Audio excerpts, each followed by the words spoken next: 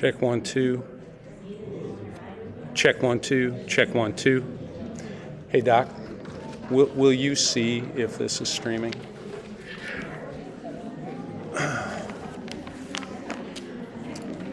It's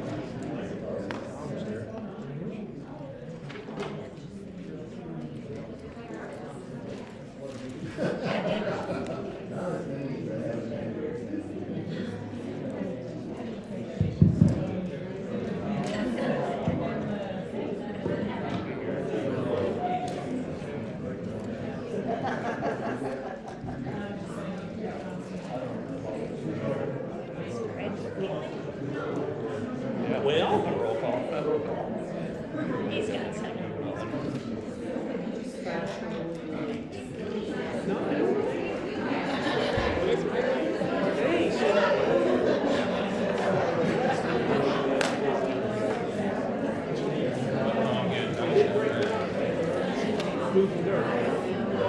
Has their FDA audit.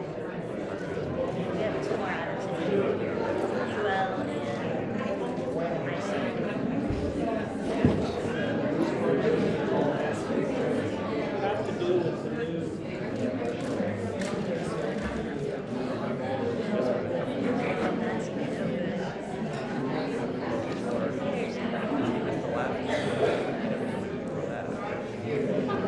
Hi, Mr. Williamson.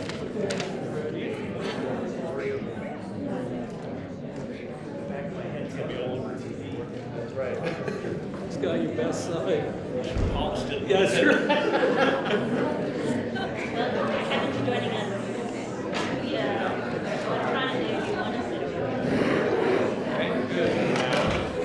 It's my spot. I don't want to lose it. You got to throw Martha in her face on the back of her skin.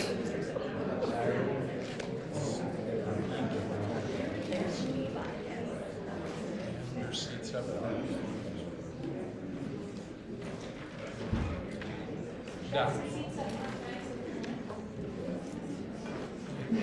Hey, Doc.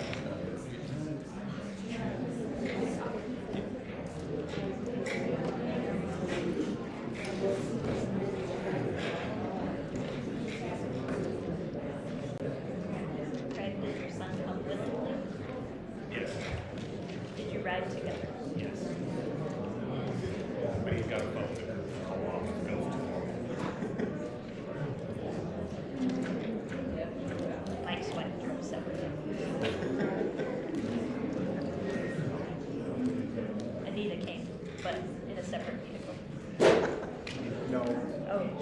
Oh, she did.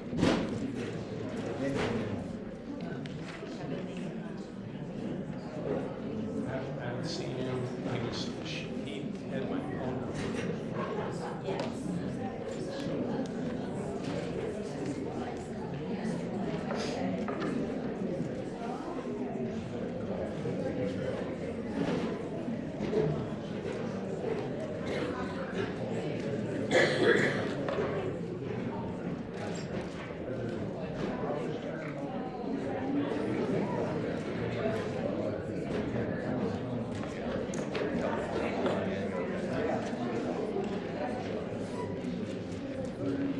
It's that time of year.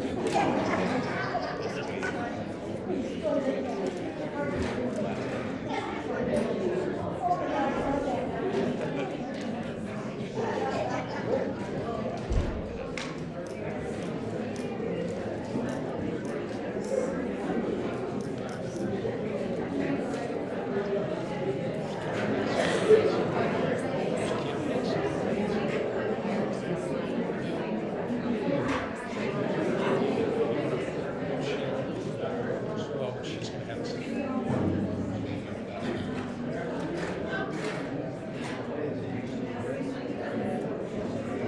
Good, how about you? Hey, Chad.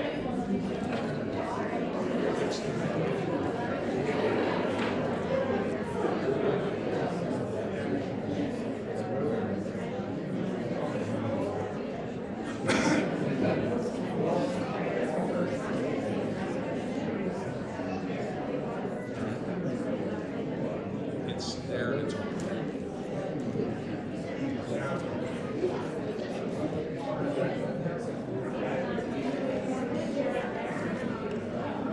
The live stream is just facing us, right? So they won't see us. That's correct. Yeah. There's, unless you want people to come up here, you know, they'll be able to hear it. Someone live streaming just texted. I said they'd be up at the podium, except we can't see them. So I don't know if we move the camera that way. Let's see.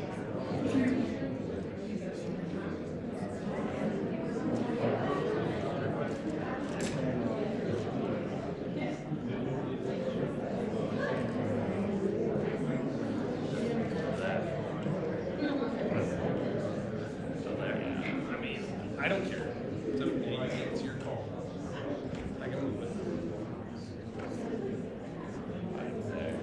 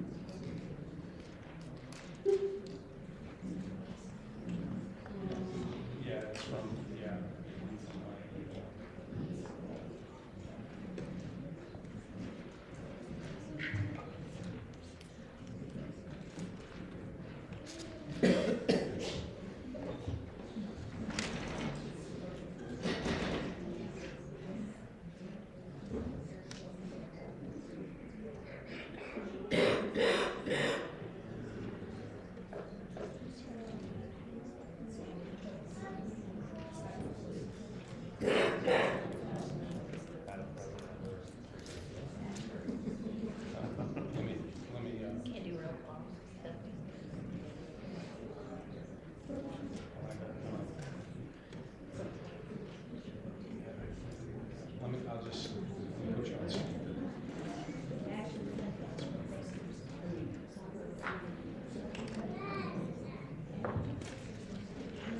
All right, sorry for the delay. I'm going to call the meeting to order at 6:04 p.m. Jessica, roll call. Lynn, Here. Williamson, Here. Schrader, Overberg, Here. Hampton, Here. Maher, Here. Hurd. Here. Next, we have approval of the agenda. The only item to note is that we need to discuss April committee meeting schedule during our work session. Motion to approve agenda. Second. Jessica, roll call. Lynn, Yes. Williamson, Yes. Schrader, Overberg, Yes. Hampton, Yes. Maher, Yes. Hurd. Yes. Our first item on our agenda is our first public hearing of the night on our fiscal year 2027 certified budget. Okay, board members, you have these documents in your packet. These documents, they have all been posted to the website. Everything that we're covering tonight is posted on the website. You can get to it through the announcements up above by clicking the arrow, or if you go to the menu and go to school board and go to the meeting, tonight's meeting, the agenda document, or the documents that we're going over, all of them are posted there as well. So let me go to our meeting documents. I will make this bigger, as big as I can, so people will be able to see. The first item is our fiscal year 27 certified budget. We are currently in fiscal year 26. That ends June 30th. Fiscal year 27 begins July 1. So we are certifying a budget capacity for fiscal year 27, and we're also taking a look at the overall levy rate. The certified budget process for public school districts in Iowa require two public hearings. Tonight is the first of our public hearings. We have published a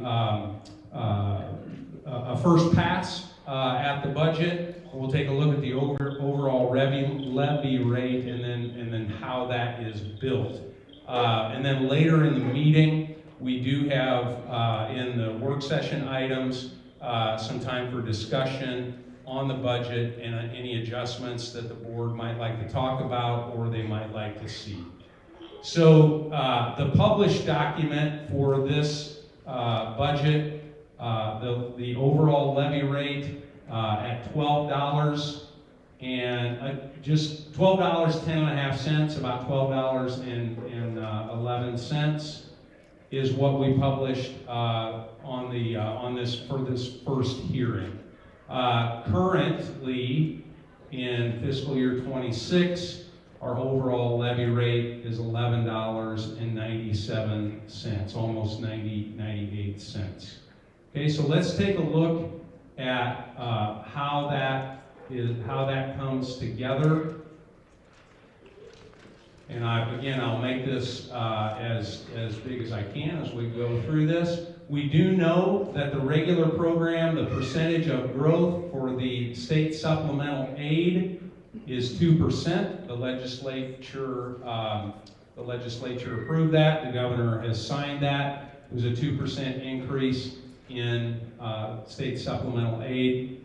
The modified supplemental amount for at-risk and dropout that our board has already approved, $340,528. The instructional support program. The instructional support program allows school districts to tax for up to 10% of the regular program costs. For Mount Pleasant, it's about $1 million that can be used on any general fund purchase or any general fund expense. So the way that is made up in our school district, we asked for the full 10%, and the first thing that's applied is an income surtax. Before any property tax is applied, an income surtax is applied first. That generates X amount of dollars, and then the rest is property tax after that. Currently, in fiscal year 26, our income surtax is 5%. In this published budget, our income surtax, we took it up to 8%. Moving down here, this is, sorry about that. This is the cash reserve levy. We are able to cash reserve for just a little bit, $43,363. So that cash reserve it helps cash flow. So we're able, there's a state formula for that. We are for fiscal year 27, able to, as I mentioned, cash reserve for a very, very modest amount, $43,363. This next line, 19.2, is the voted PEPL, the voted physical plant and equipment levy. Mount Pleasant has $1.34 per thousand. That again, the voted PEPL generates $800,000 to $900,000. So that's $1.34. Our voted PEPL is in place till fiscal year 30. And we're entering into fiscal year 27 this next year, and so the voted PEPL is on the books until fiscal year 30. I'll go over here to the management levy. The management levy is a pure property tax ask. In this published budget, we're asking in this budget for $1,250,000. The lion's share of the PEPL dollars go to pay property insurance, property casualty insurance, workman's compensation, any early retirements, any legal settlements. The reason that we have bumped that up just a little bit, from $1 million to $1,250,000, I've shared this with the board. Our insurer, who insures our property, Employers Mutual Casualty, EMC, for all wind and hail losses, they now apply a 1% deductible. It's 1% of the total insured value of the property. So our high school is insured at about $36 million.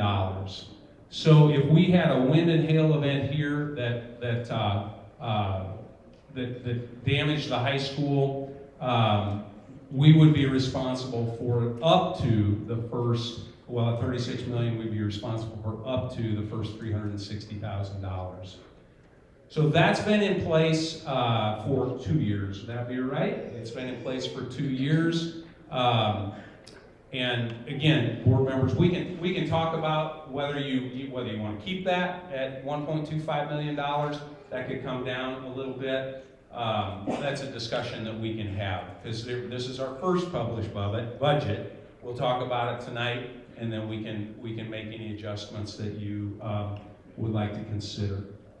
The board approved physical plant and equipment levy is 33 cents. That is approved annually when we certify the budget, if the board chooses to do so. That brings it in about $240,000, just about $241,000.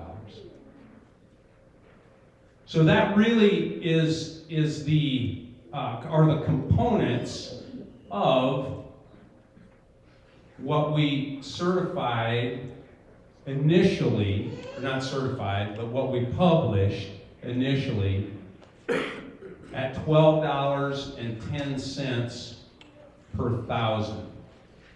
Again, this year, $11.98. So there is room for adjustment. We can adjust the income surtax rate. We can adjust the management fund.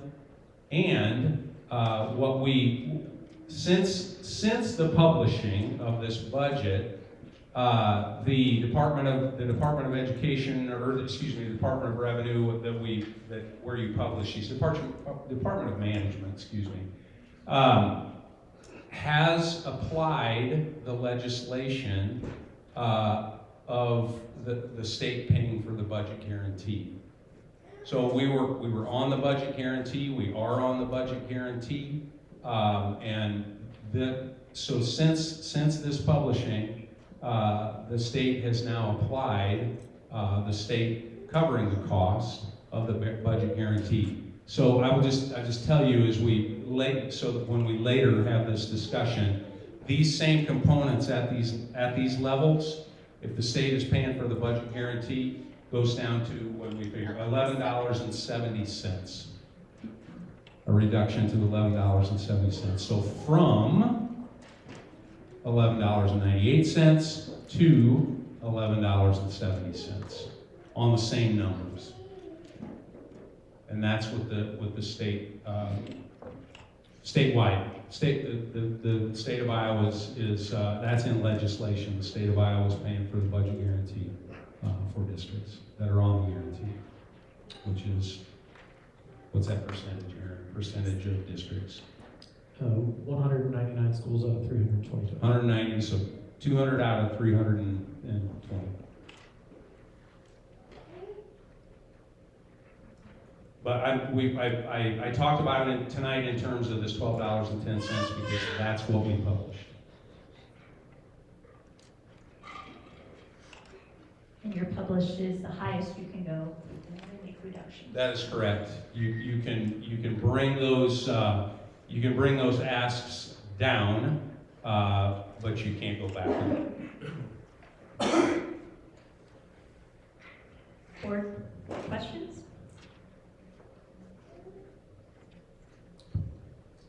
I have a question on the management fund. So what are we targeting for a balance in the management fund? Because year over year, we're up about 300,000 at this point. So what are we targeting by adding more in there? What are we targeting for a balance? Yes. As a balance? Yeah, that's definitely a good, fair question. I'd have to look at what was. I don't have last year's balance. You have last year's balance? Yeah. When we, Craig, when we discuss that in the work session, we'll pull up the January 30th balance and we can have a discussion about, okay, what are we comfortable with? What are we comfortable with as a balance in a, what would that look like in a worst case scenario? If Okay. Yep. And my second question is, can you explain the benefit of going with a higher income surtax so why would we need to do that as opposed to just keeping the property tax where it is? Yeah. Kevin, can you hear me? Okay, I can hear you real good, John. Everybody else needs to talk a little louder in the mic if you could. Okay, I'm gonna end the call on my phone because you are now on the computer. Okay, perfect. Thank you. Okay. So the income surtax. The way I look, it really is a philosophical approach, or how you want to approach the overall levy rate. If you don't own property, and you live in the district but you don't own property, but you do pay income taxes, then if we increase that income surtax rate, then those who don't own property but they do pay income taxes are paying an amount to the instructional support levy. Is there a higher tax burden placed on the citizens since we would be reducing property taxes on corporations in the school district?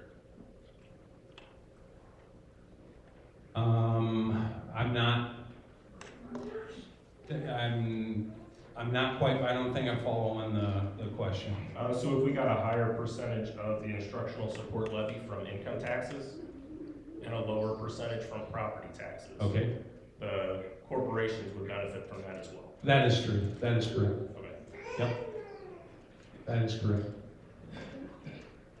But how does it affect, or how does it come out of the income tax? Because we have a flat tax now in Iowa, correct? So you're not charging more.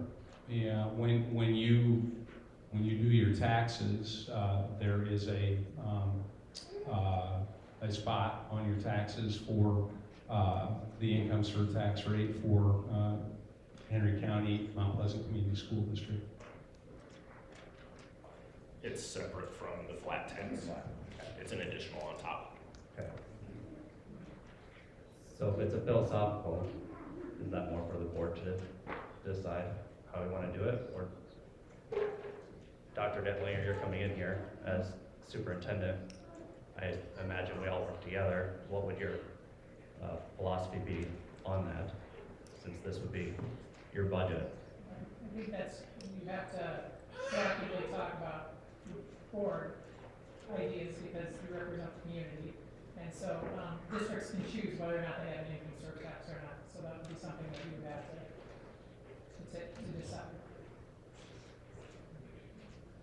So we can, the numbers in the spreadsheet can be adjusted to see if we went down to 5 or we went up to 10, what does that do to property tax rates? And then, so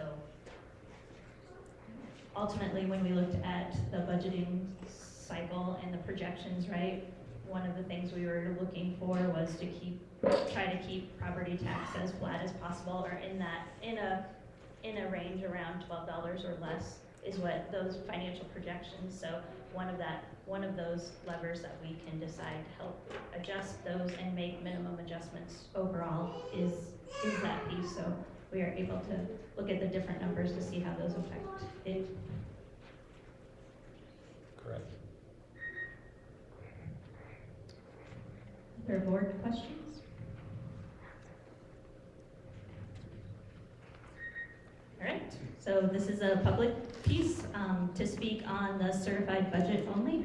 So if you would like to make a statement or have your concerns heard, you can come up to the podium. There's a microphone. Please state your name and any comments you have on the fiscal year 27 certified budget.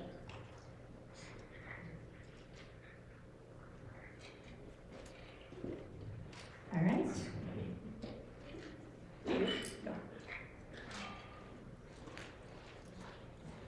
Go. Yes. State your name. Yes, thank you.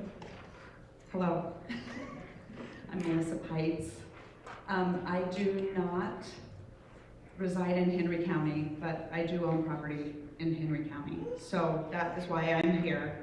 I did send an email today, but I realized it was late, so I didn't receive a response, which is fine. But one of my questions that I sent in an email is that on our sheet that we received, it states that the slight increase in the property tax rate is due to declining enrollment and increased cost.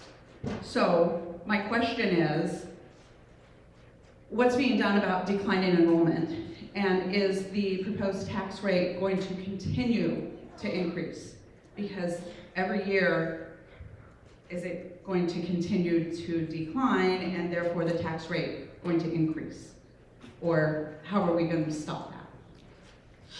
In our last work session, we had been looking at numbers, and what I was talking about, keeping the tax rate with declining enrollment and increasing costs, that's why we're in the middle of $1.8 million in budget reductions out of the general fund. And then looking forward, if enrollment continues to decline, we would need to look at about $500,000 of additional budget reductions each year to maintain a level around a $12 tax rate. So that's our job as we look forward, is to be proactive and make the right adjustments as quickly as possible. But we know that it is also volatile with legislation, just like the legislation that was just passed. This $12.10 will no longer be an increase because the state decided to cover it. The state might not decide to cover it again, so somewhat at the mercy of state legislature as well.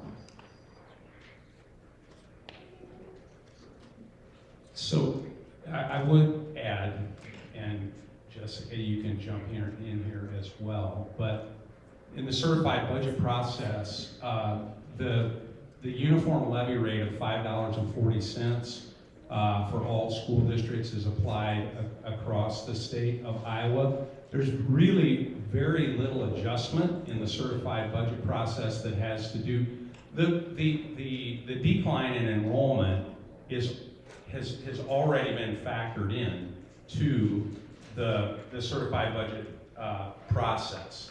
You only get the number of students times the per pupil amount. That's already factored in. We can't adjust any of that. The only adjustments that you really can make in the certified budget process have to do with cash reserve. They have to do with the budget guarantee, which this year is being covered by the state of Iowa. You can adjust your instructional support levy. If you don't want to get the full 10%, you can do less than 10%. You can adjust the income surtax if you have an income surtax on your ISL. And really the only other adjustment is the management fund. That's the only adjustments that we get to make to get to this number right here.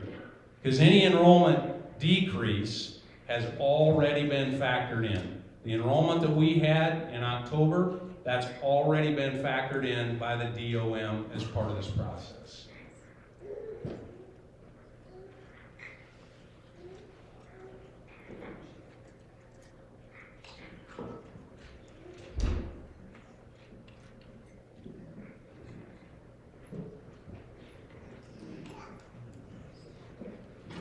Hello, my name is Mary Hoyer and I live in Salem. And I would like a clearer understanding of what you mean by declining enrollment. Has it been declining across all grades? Has it been declining consistently year by year? I know the reimbursement policy for people who want to attend non-public schools has been implemented in the last few years. How much has that changed the enrollment? And also, what is the change in population that is not currently enrolled, but essentially the number of children who are 3 years younger or 2 years older, that the school will be, this is a longer term projection I'm asking about than just a single year budget, but I would like to really understand specific numbers about what you mean by declining enrollment. What is the percentage? What are the numbers, actual numbers? Where do they occur? As I said, how consistent has it been? What do you expect over the next 5 years? We'll go through that in the next presentation before the next hearing. Yes, more information is being shared as part of budget reductions and our analysis of that, not necessarily in reference to the fiscal year 27 certified budget. All right, I don't quite know where to put this, but can you say what is the declining enrollment this year compared to last year, just to make the question really simple? How many people are enrolled in the school system right now compared to how many people are enrolled last year? The decrease in the certified was 51 students. Out of, But and that reflects a percentage of 51 students is a percentage of what? 51 students fewer Out of, in October 2025 than October 2024. I understand that, but compared to total enrollment, that 3%. makes it 3%, thank you very much. So about a 3% reduction in students. Okay.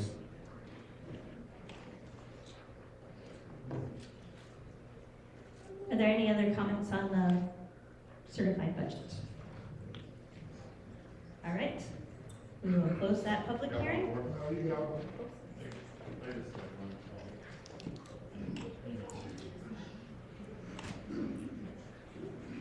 I'm Lane Evans, and I was looking in 2024, the management budget was $743,000. 2027, it's $1,238,584 on this current budget. And that's a concern because in another 3 years, what is it going to be? And what's the control on that? And why is it jumping so much?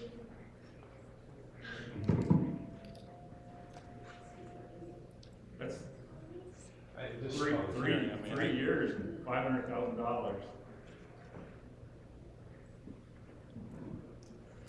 I'm happy to answer. You can answer. Yeah. It's as I said, first of all, the board is going to discuss it, and when we get to the work session items, we certified 1,250. Excuse me, a million. $1,200,000. Yes, that's what we certified. And the reason that we did that was because the exposure, the property exposure that we now have with our insurance carrier, if we were to have a wind and hail event at one of our insured properties. Now, with that, once we put all that money in our budget and we tax people for that, doesn't that money roll over to the next year if it's not used? The management fund balance does, yes. So you're saying $500,000 more dollars from 2026 to 2027 is insurance? I'm not saying, I'm saying that we have increased exposure. We have increased liability. The more of the risk is on the school district. It's proposed, and we will discuss if we want to keep it that high or we want to lower it, but we needed to start at a number that we felt comfortable with the increasing costs that come out of the management fund, which are mostly insurance. And then, is part of this, like the Iowa Wesleyan Central campus costs, like the general revenue things, like insurance, but insurance, mowing, painting, utilities to keep it cool, heated, is that a reason we're increasing the management fund so much? Because we have all these buildings now? No. You sure? Yeah. Are we doing 3 minutes on this, or? Yeah. Those are general fund costs, not management fund. You cannot use the management fund to pay for the items that you just mentioned. Except for insurance. There's an insurance expense to it. And correct me if I'm wrong, but legislation changed and impacted the deductible and the premiums that we pay on insurance because of that required coverage for wind and hail events. That wasn't a part of that prior to 2 years ago, correct? Right. So insurance companies raised the price, and they were mandated school districts to cover additional insurance for wind and hail events. That's correct. So it's jumping quite a bit from 2026 to 2027. It's a proposed, we have not completed it, it's proposed. So there's more discussion to be had. Do you have any other comments? Well, the enrollment on our new site says we have 1,700 kids. And whenever I come to the board meetings, it's 1,636 or something. There are differences between certified and actual enrollment. So there probably isn't 1,700 kids.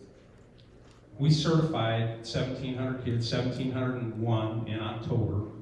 Our served enrollment is at 1,648.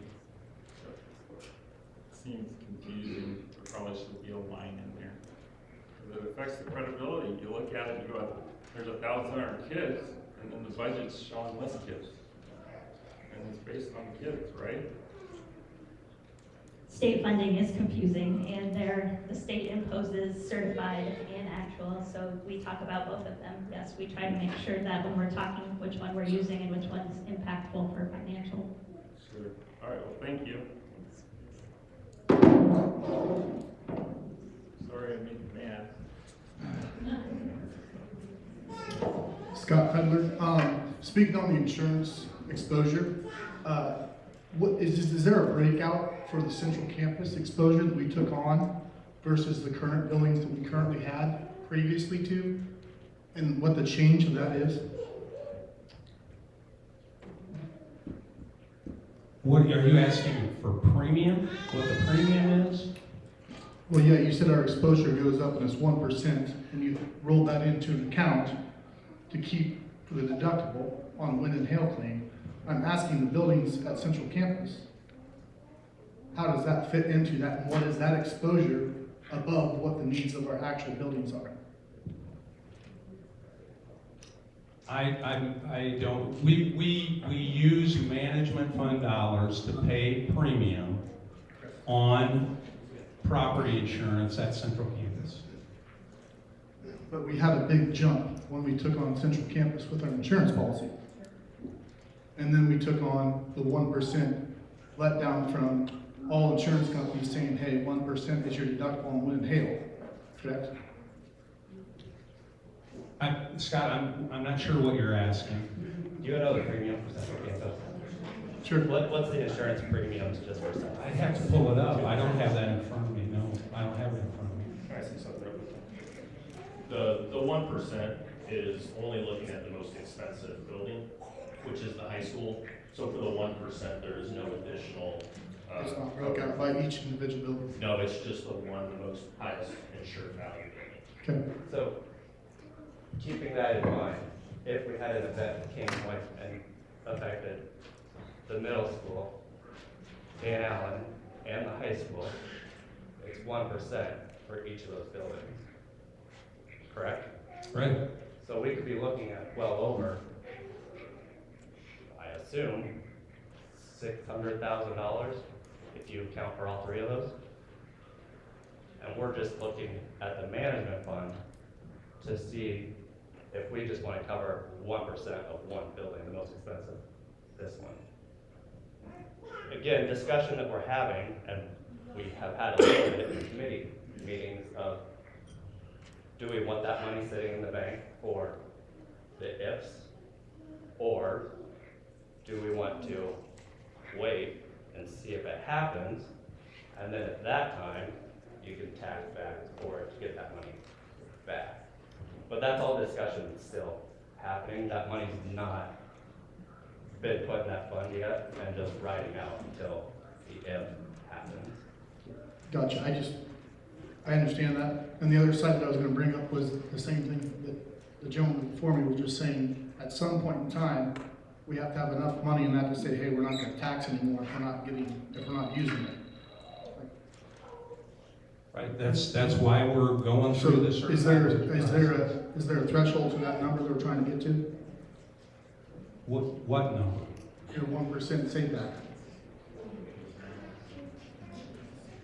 We want to make sure we have enough management fund balance to cover insurance premiums.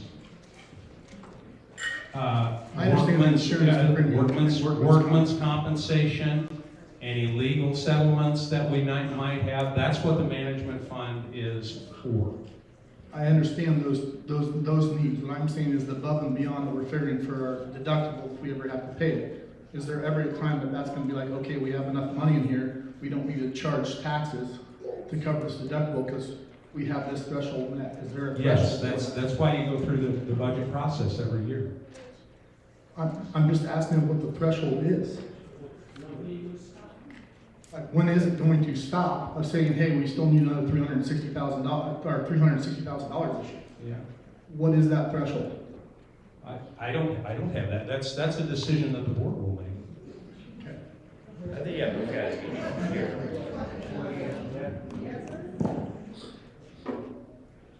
You can leave it on, put it on the.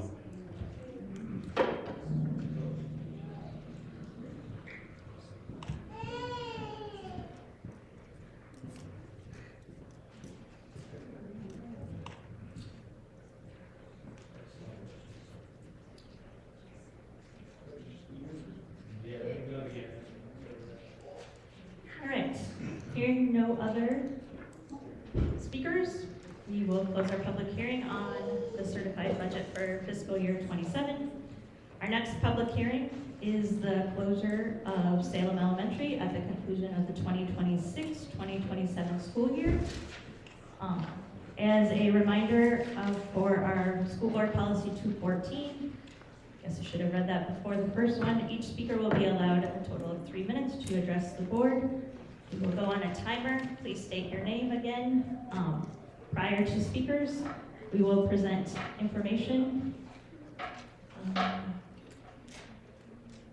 It is a public hearing, so we might not be able to answer all of your questions. We will not be having any discussion on this topic in our work session. The next conversations that the board will be having on the closure of Salem will happen at April committee meetings. Any comments by people other than the speaker will be out of order, and we may ask you to leave if you are out of order. John? Okay, prior to the public hearing, I want to go through some data as I have over the last number of months at our regular board meetings regarding general fund financing. Again, all of these documents are available on the website for anybody who would like to look at them. So necessary general fund budget reductions. We're addressing the need for general fund reductions. There are a number of funds that a school district uses, the management fund being one that we were just talking about, completely separate from the general fund. There is the construction fund. Another name for that is the penny sales tax fund that we use for physical plant, equipment, computer leases, transportation. That is separate from the general fund. It cannot be used for general fund purposes. Management fund cannot be used for general fund purposes. The hot lunch fund, there's activity funds. We're talking tonight specifically about the general fund and the need to reduce our general fund expenditures. The general fund, the lion's share of the general fund expenditures are personnel, salaries and benefits, anything that's related to personnel. 80 to 85% of the general fund budget is personnel. Anything that's instruction related comes out of the general fund. Supplies, purchase services are general fund items. And there are also some operation things that come out of the general fund, utilities, fuel. The general fund is your largest fund, around $26 million for Mount Pleasant. As I already mentioned, there are other funds. These are not general funds. They can't be used in the same way. They're their own separate buckets. The construction fund or penny sales tax, as I mentioned. The fiscal plant and equipment fund can be used in the same way as the construction fund, the management fund that we just talked about, the hot lunch fund, and then the activities fund. So, based on local analysis and outside expert analysis, Mount Pleasant Community School District needs to reduce the general fund expenditures by $1.8 million over the next 2 years. As Board President Blint mentioned as well, that same analysis based on enrollment projections, the district should plan for $500,000 in general fund reductions through fiscal year 30. As I mentioned, in Iowa public school districts, the general fund is 80 to 85% of that general fund budget is spent on personnel. So when a district has to reduce its expenditures in the general fund by a significant amount, as Mount Pleasant does, we have to look at gaining staffing efficiencies in the general fund. Let's talk a little bit about how did we get here. I've covered this the last 2 board meetings, our regular board meetings. How did we get here? Well, there's not a single reason. There are really 4. Low state supplemental aid increases. We're going to talk about each one of these separately.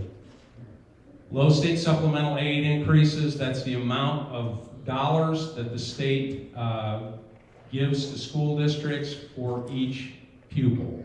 So low state aid. Declining enrollment is probably the biggest factor in the need to reduce our general fund expenditures. Increasing costs that the district doesn't control, health insurance costs, purchase services costs, all increasing. And then finally, the conclusion of federal funding. Those are the reasons that we need to reduce our general fund expenditures. Let's talk first about low state supplemental aid increases. This graph represents starting in fiscal year 6. Districts, basically you could expect about a 4% increase in per pupil dollars. We get to fiscal year 11 and we had a 2% increase, and then fiscal year 12 pop back up to 4% in fiscal year 15.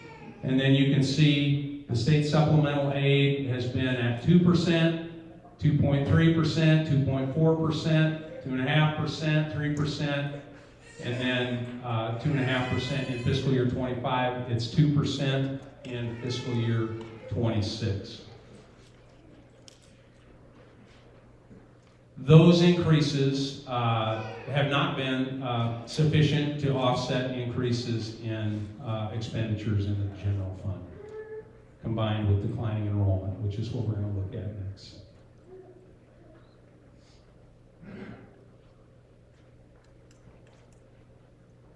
I want to jump out of that so I can make this a bit bigger so people can see it. This is served enrollment, K to 2, in the classrooms. Back in fiscal year 7 and 8, Mount Pleasant peaked out in enrollment at 2,172 students. That's served enrollment. Those are kids in the classrooms. This does not include preschool students. We have not, we didn't have preschool back in 07, 08. So to stay consistent, this graph represents kindergarten through 12th grade enrollment in the classrooms. Served enrollment, not certified enrollment, served enrollment. So you can see the peak here, and in fiscal 26, this fall, served enrollment, K-12, 1,648 students. Can you explain the difference between served and certified, just so we have an understanding of that? Served enrollment are the kids that you're serving. Those are the ones that are in your classrooms every day. Certified enrollment, one of the lion's share parts of certified enrollment would be kids that are open enrolled out of a school district. So you're counting them because you're getting the funding for them, and then that funding gets passed on to the district that's serving them. So that's really the big difference in certified and served.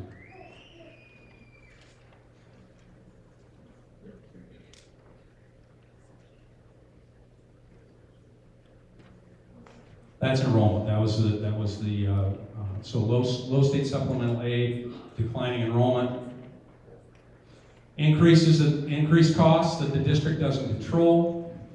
You have health insurance costs, utilities, transportation, fuel, other contracted services. The district doesn't control those, and the increases that happen there, one fiscal year to the next. Finally, the conclusion of federal funding from fiscal year 21 through fiscal year 24.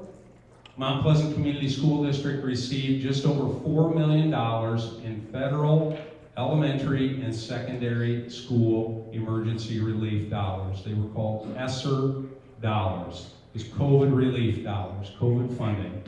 The amounts were based on Title I eligibility, and Mount Pleasant received just over $4 million in federal funding.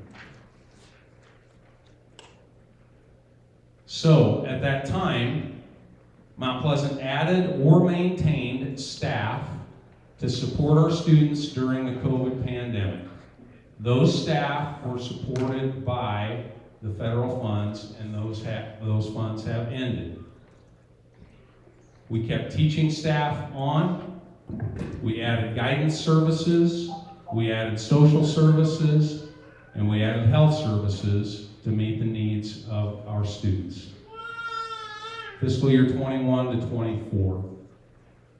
The need to reduce general fund expenditures. It's not unique to Mount Pleasant. Again, I've said before, if you listen to the news, you watch your social media, there certainly are a number of districts who, for these same reasons, are reducing their general fund expenditures. Let's talk about enrollment again. I'll make this a little bit bigger so you can see it. In 2007 and 2008, again, I use that as a reference point because that's when Mount Pleasant, that was our peak enrollment during that time. At that time in 07, 08, you had Oskaloosa. These are the enrollments. All of this can be found on the Iowa Department of Education website under pre-K-12 education statistics. That's where all this comes from. So you have Oskaloosa, Knoxville, and then you have schools that are in our same athletic conference.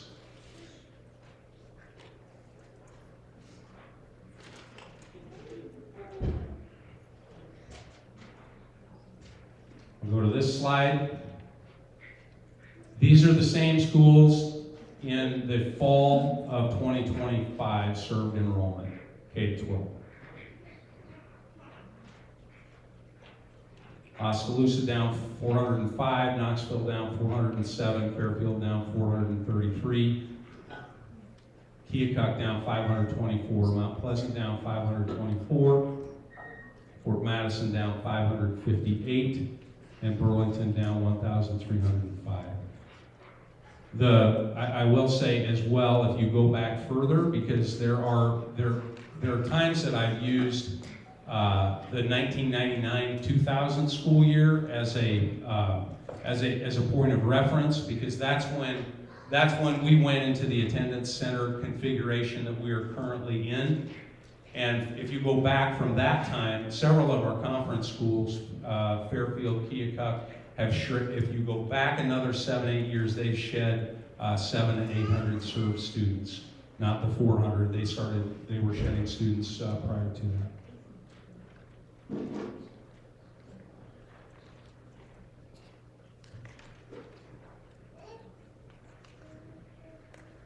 So the need to reduce general fund expenditures.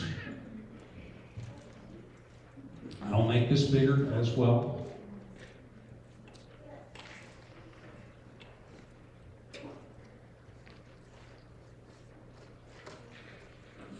All of this information can be found from the Department of Management website. The maximum district dollars, miscellaneous income, instructional support levy, preschool foundation aid, that makes up your revenue for a fiscal year. Okay? So I won't go through every fiscal year, but let's just talk about how this reads. Fiscal year 19. Your max district dollars, miscellaneous income, instructional support, and preschool foundation aid. The total revenue for fiscal year 19, $22,340,149. That's Mount Pleasant Community School District. These are our numbers. At that time, we had unspent authorized budget authority of $4,087,000. You add those two together, and you've got maximum spending authority of $26,427,641. In that year, fiscal year 19, our total expenditures from the general fund, $21,859,451. So in that fiscal year, we spent 97.8% of our revenue, of our general fund revenue. If you spend less than you take in, your unspent authorized budget, which is your spending authority, it grows. It grows by that amount, and it grows year over year if you're spending less than you're taking in. So again, philosophically, we serve students. We want to be spending about what we take in, and that's what we have done over the years. Again, this is fiscal year 19. I'm sliding over. This is fiscal year 20. We spent 98% of our revenue. Our unspent authorized budget grew to just short of $5 million. Just continuing over, fiscal year 21, fiscal year 22, we spent 99.14% of our revenue. Fiscal year 23 and fiscal year 24. If you do take a look at these documents, you will see that our miscellaneous income over those years was growing, because that's where the ESSER dollars were accounted for, is miscellaneous income. So in fiscal year 24, we spent 97.6% of our revenue. Our unspent authorized budget was $6.9 million.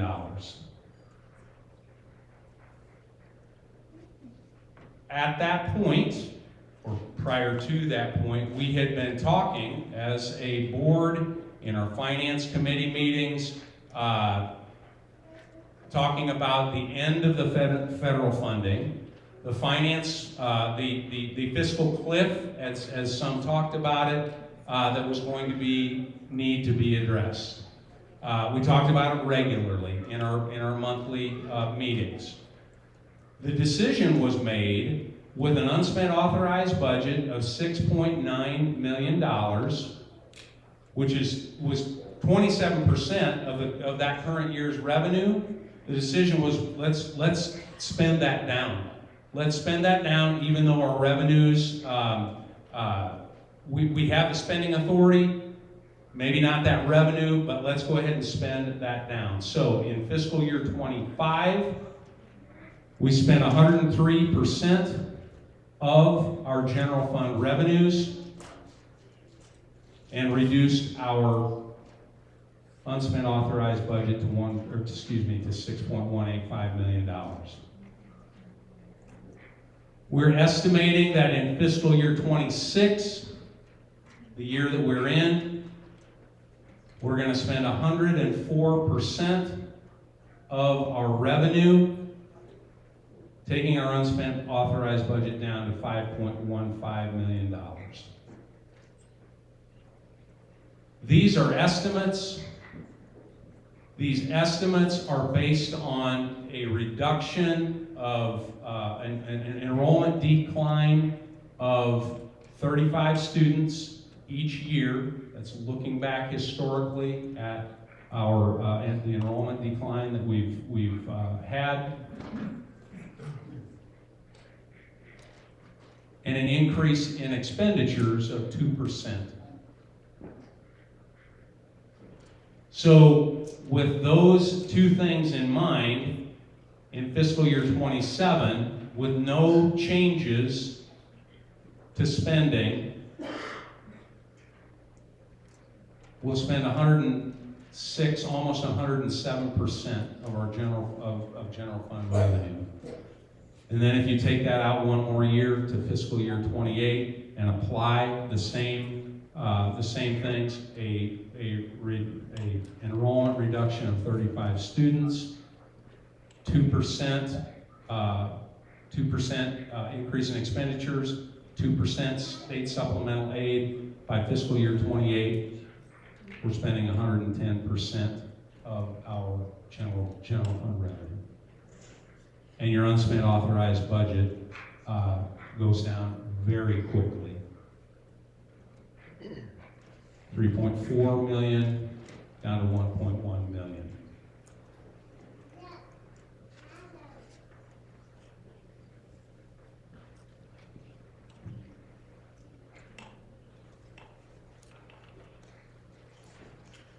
So let me go to this, general fund forecasting with reductions.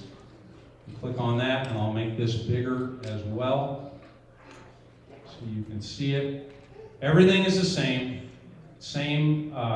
numbers in those fiscal years. Sorry.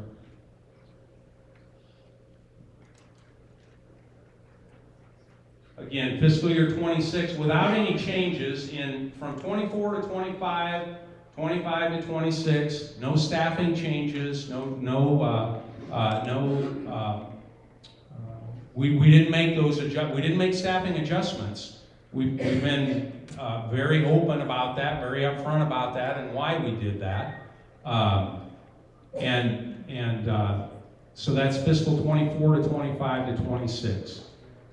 The board at our last meeting approved phase 1 of general fund reductions. I'll go down here. This is budget reductions. What this is reflecting is budget reductions of $985,000 for fiscal year 27. You might say, why is that different from the phase 1 of 940 the $940,000 that we talked about last 2 weeks ago? We've had some personnel movement. We can capture some additional savings. So this reflects $985,000 for fiscal year 27. It reflects $815,000 for fiscal year 28. It also assumes a 2% increase in expenditures each year, 2% SSA, and assumes a 35 student decrease for fiscal year 28.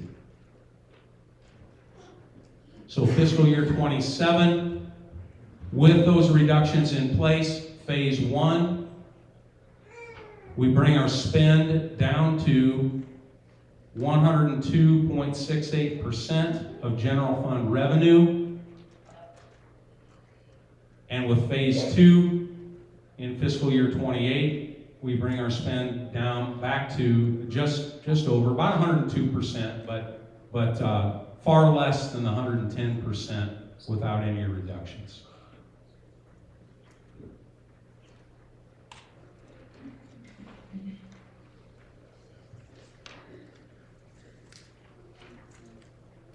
So this is what we talked about for the last few months, a framework for reductions, a 2-phase approach.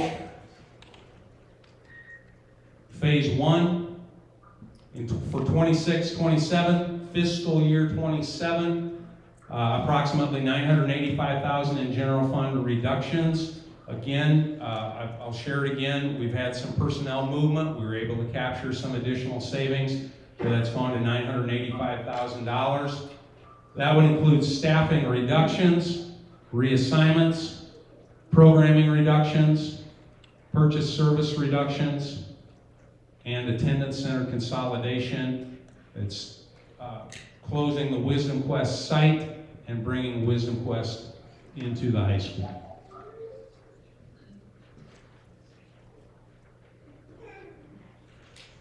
(27-28) Phase 2, fiscal year 28, approximately $815,000 in general fund reductions. That's staffing reductions, reassignments, and attendance center consolidation, the closure of Salem Elementary.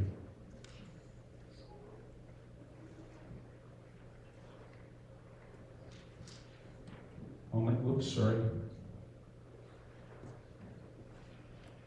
Let me make this bigger as well. This was a document put together at our February 23 work session. We had Tim Oswald from Piper Sandler that does school financing speak to the board. We had Ken Sturgis with Iowa School Finance Information Systems speak to the board. They ran their models in their program and that recommended for fiscal year 27 a $1.3 million reduction in general fund expenditures. And then each year after that, again based on their expenditures and their model were a little bit higher. They went with 2.34% in their expenditure increases. Still, the model was a decline in enrollment of 35 students each year.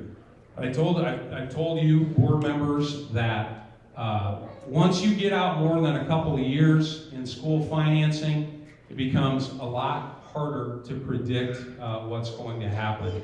And that's why we focused on a phase 1 and a phase 2. In their model, they were suggesting a $500,000 reduction in general fund expenditures each year. You can also see in their model here, unspent authorized budget.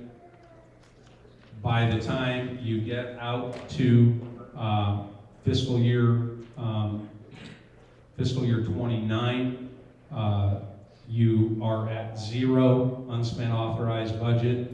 Now the figures that I shared earlier are a bit different because they did the $1.3 million on the front end. We are in a two-phase approach, and we're not taking as much off on the front end at $985,000.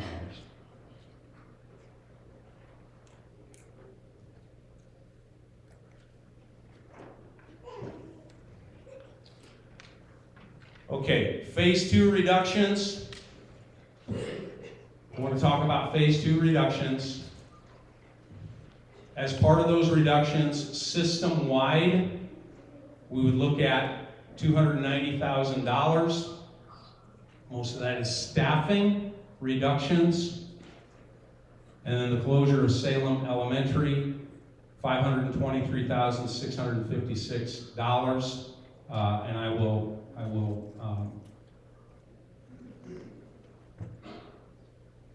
open this up and show you how we come to that figure. Again, I will tell you that all of this is available on the website. So Salem Elementary, the budgeted amounts in, well, I'm going to go over here. Let's start with personnel. So this is personnel totals. Here on this side, $706,627 for fiscal year 26. The way we built our estimate was minimally a reduction of 4 certified staff. It depends on how many sections the board would like to see at the other buildings. How many sections do you want? Would you prefer 5 sections or 6 sections? This represents 6 sections at every grade level. So you'd have a savings of about $288,000. Certified teaching staff. The rest of this represents non-certified personnel, paraeducator, custodial, secretary, for a personnel total of $435,686.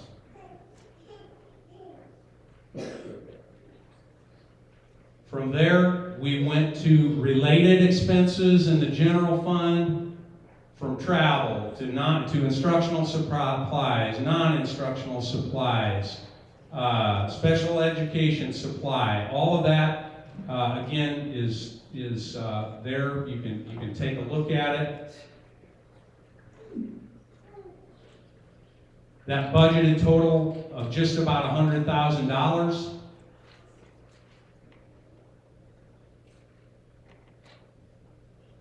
And we did account for the fact that some of those costs are going to shift. You're not going to get rid of all of those costs. So we looked at each one of those line items and came up with additional savings of just about $88,000. $435,686 in personnel, $87,970 in other related general fund expenditures. That's how we come up with the total of $523,656 estimated closure savings.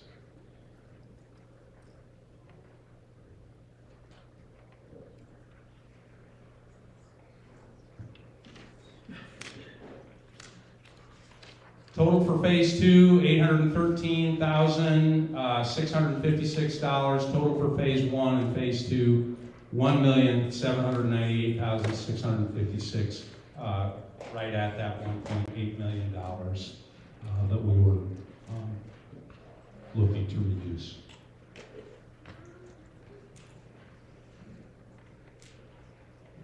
So let's talk about the rationale for the closure of Salem Elementary.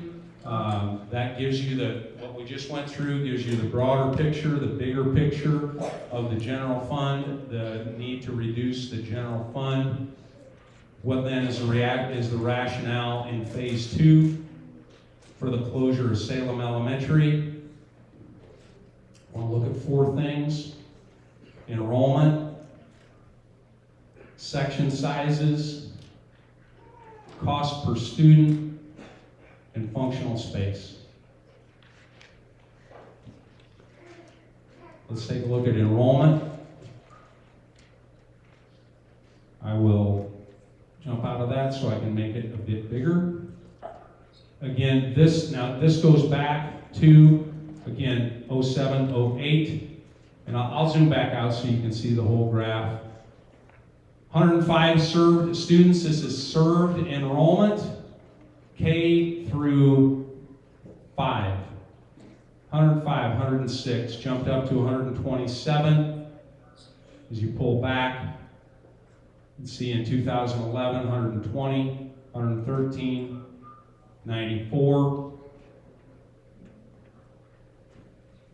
106, 104, 114, 105, 2019, 110, 103, 92, 97, 92, 86, and this year in 2025, the 25-26 school year, 87 students at Salem Elementary.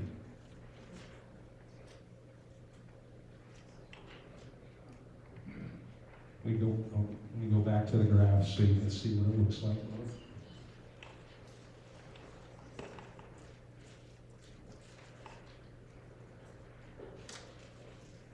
What's the makeup of that enrollment?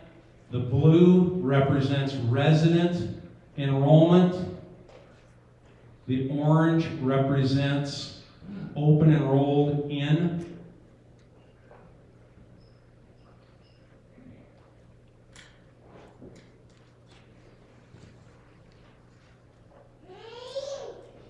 In 2019, the way you read this, 82 resident students, 25 open enrolled students. Add the two together for the total. 2019, 2020, and to this year, 68 resident students, 19 open enrolled.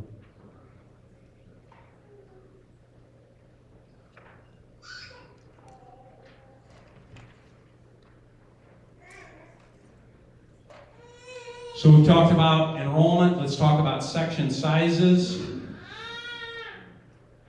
These are across the district. Across the district, these are elementary section sizes. I'll make this bigger as well.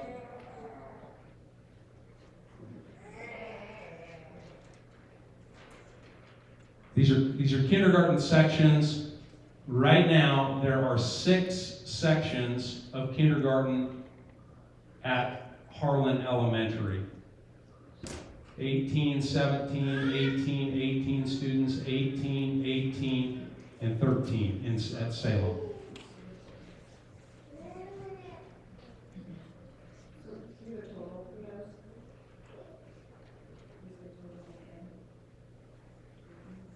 No, I didn't put a total on there.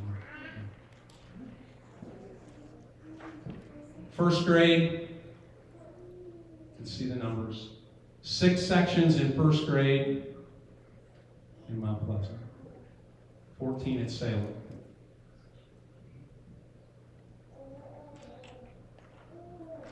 Second grade, there are 5 sections in Mount Pleasant.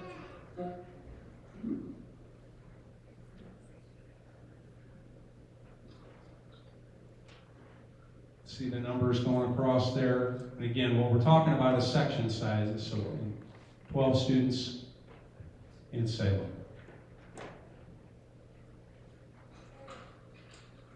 Third grade, 6 sections in Mount Pleasant. Excuse me, 5 sections in Mount Pleasant. That's why there's not a 6th section. Thank you. Second grade, third grade. And Salem. 4th grade,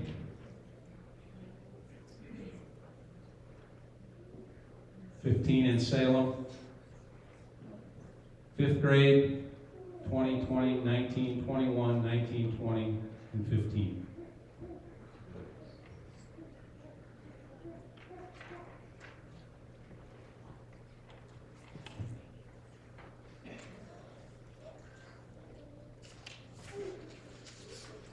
Again, we're talking about the rationale for closing Salem Elementary.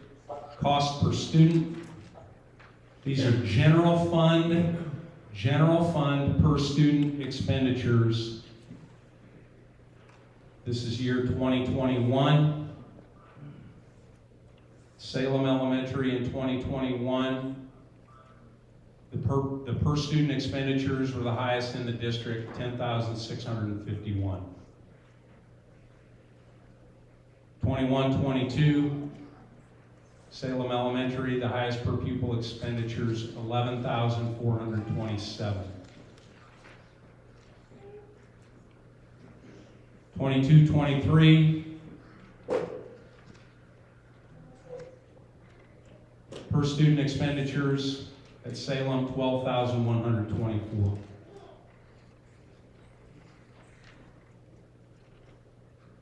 23-24, $11,545 at Salem Elementary.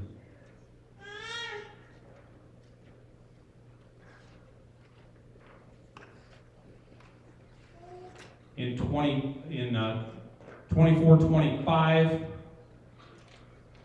our first year in grade alike, Harlan had the highest per pupil expenditures, $13,798.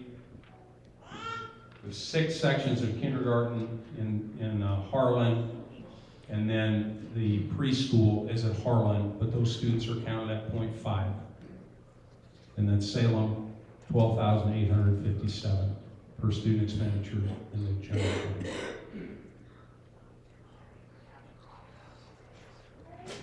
The cost per student, a cost per student of all funds, not just the general fund, can be found by going to the Iowa School Performance Profile. If you want to see the cost for all funds, general, management, hot lunch, all of the funds that we've talked about, you can go to the Iowa School Performance Profile. You click on Other Metrics. It will give you the per pupil expenditures. This is the most recent that is available in the Iowa School Performance Profile. Again, the way that you read this is the name of the school, average daily membership, total per pupil expenditures, expenditures that are personnel related, expenditures that are non-personnel related. And then this side is revenue. What are the revenue sources? State supplemental aid, is it federal dollars? And then gives you a total of other district expenditures. So if that can be found by going to the Iowa School Performance Profiles, click on the building that you want, other metrics, per pupil expenditures.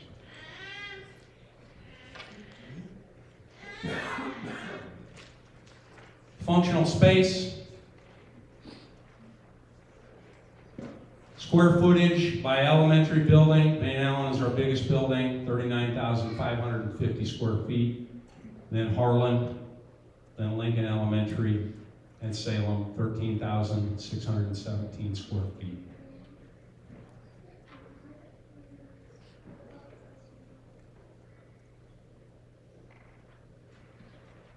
What are the estimated section sizes with the closure of Salem Elementary?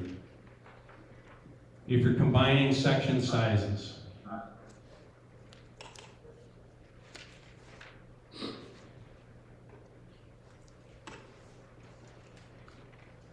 If you use current numbers and matriculate to next year, 26-27, the kindergarten total for the district of 95 students, if you put those students in 6 sections, you're at 15 to 16 students per section. If you do that same number with 5 sections, you're at 19 students per section. That's the first part of this spreadsheet, is if that was done for next year. That is not what we're considering. That's not what's been proposed. I wanted you to see the numbers. If you move out to 2027, 28, estimated elementary grade level numbers, you're just matriculating 2 grade levels now. You don't know what the preschool numbers would be. You don't know what the kindergarten numbers would be. But again, those same numbers in 27, 28, you'd have 95 students in first grade, 6 sections. You'd be at 15, 16 students per section. If you ran it to 5 sections, you'd be at 19. Very manageable numbers. At 6 sections, 18 and 19 per section with 6. Manageable numbers with 5 sections at each of those grade levels.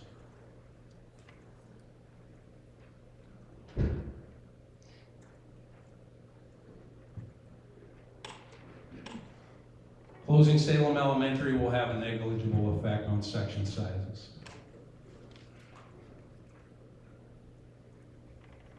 So to wrap this up and to go to our public hearing, there were a number of questions that came following a public records request that I want to make sure that we address. All of these documents in their entirety are on the website.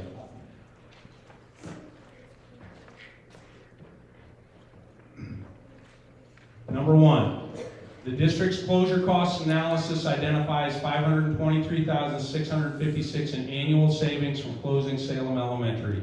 Please provide a line-by-line breakdown of that figure showing specifically what positions will be eliminated versus reassigned. If you want to take a look at that, you can go back to slide 24 and click on that attachment, or click on the link. Number two, of the staff currently employed at Salem Elementary, how many will be laid off as a result of closure, and how many will be transferred to another district building? If staff are transferred rather than eliminated, how does that transfer generate the savings claimed? Number two, the savings model assumes a reduction of 4 certified teaching staff, as I mentioned, and then also a reduction of non-certified personnel and a reduction of other related general fund expenditures that we already looked at. Number three, the general fund expenditure data shows Salem's total school-wide budget at approximately $706,000. That was just personnel. Yet the stated closure savings is $523,656. What accounts for the roughly $183,000 difference, and where do these costs go after closure? Number three, the model assumes $523,656 as a conservative estimate of actual savings, and acknowledging that some of those funds or some of those expenditures will transfer, they will shift. And that was built into the model, to the estimates. Number four, has the district produced any document that compares the cost of repairing and maintaining Salem Elementary against the projected savings from closing it? If so, please provide that document. If not, please explain why the comparison was never made prior to the board considering closure. Number four, this general fund reduction process that we're discussing, that we're talking about, has nothing to do with any repair or maintenance issues at any of our buildings. Those are two separate things, as we already talked about. We're talking about general funds versus other funds, PEPL, penny, that are used for those kinds of things. These are general fund reductions that we're considering. Number five, the 2021 facility assessment identified numerous deficiencies at Salem Elementary, but explicitly states that no contractor bids, quotes, or cost estimates were ever obtained for repairs. How can the board make a financially sound closure decision without knowing what it would actually cost to repair the building?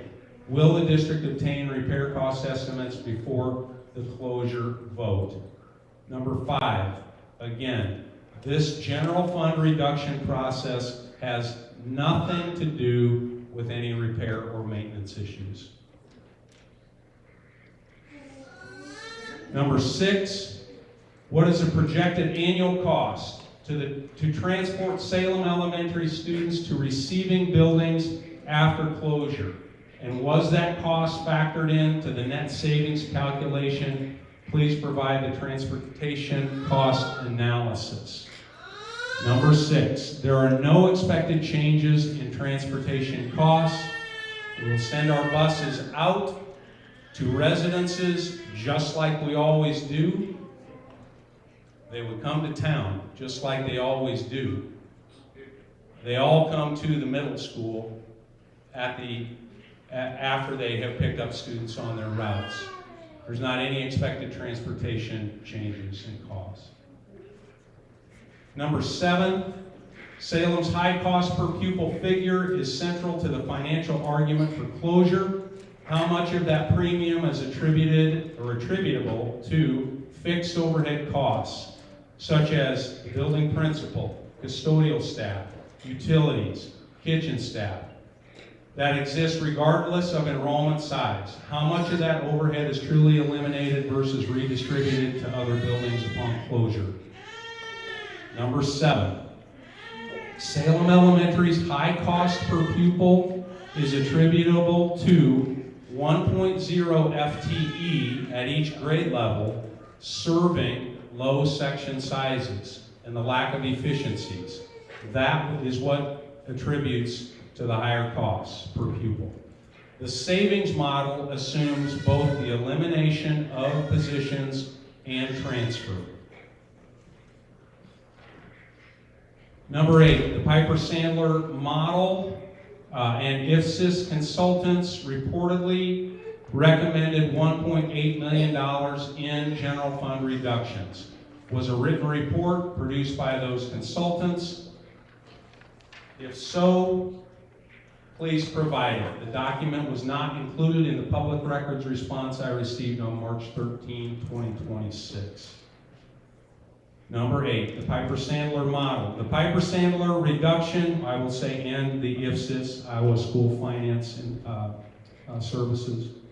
The Piper-Sandler reduction recommendations were live streamed during the February 23rd special session public meeting. You can go back to slide 23 in this presentation to look at those recommendations. Number 9, the district's enrollment projections have previously underestimated actual enrollment. For example, the projection for 2024-2025 was 1,709, but actual enrollment came in at 1,757. What is the margin of error in the projections being used to justify this closure, and has the board considered the financial implications if enrollment stabilizes or declines more slowly than projected? Number 9, the district is using enrollment projections provided by the Iowa Department of Education. They can be found by going to the Iowa Department of Education pre-K through 12 enrollment statistics, or data and statistics. We used their formula. No margin of error was assumed or applied in the projections.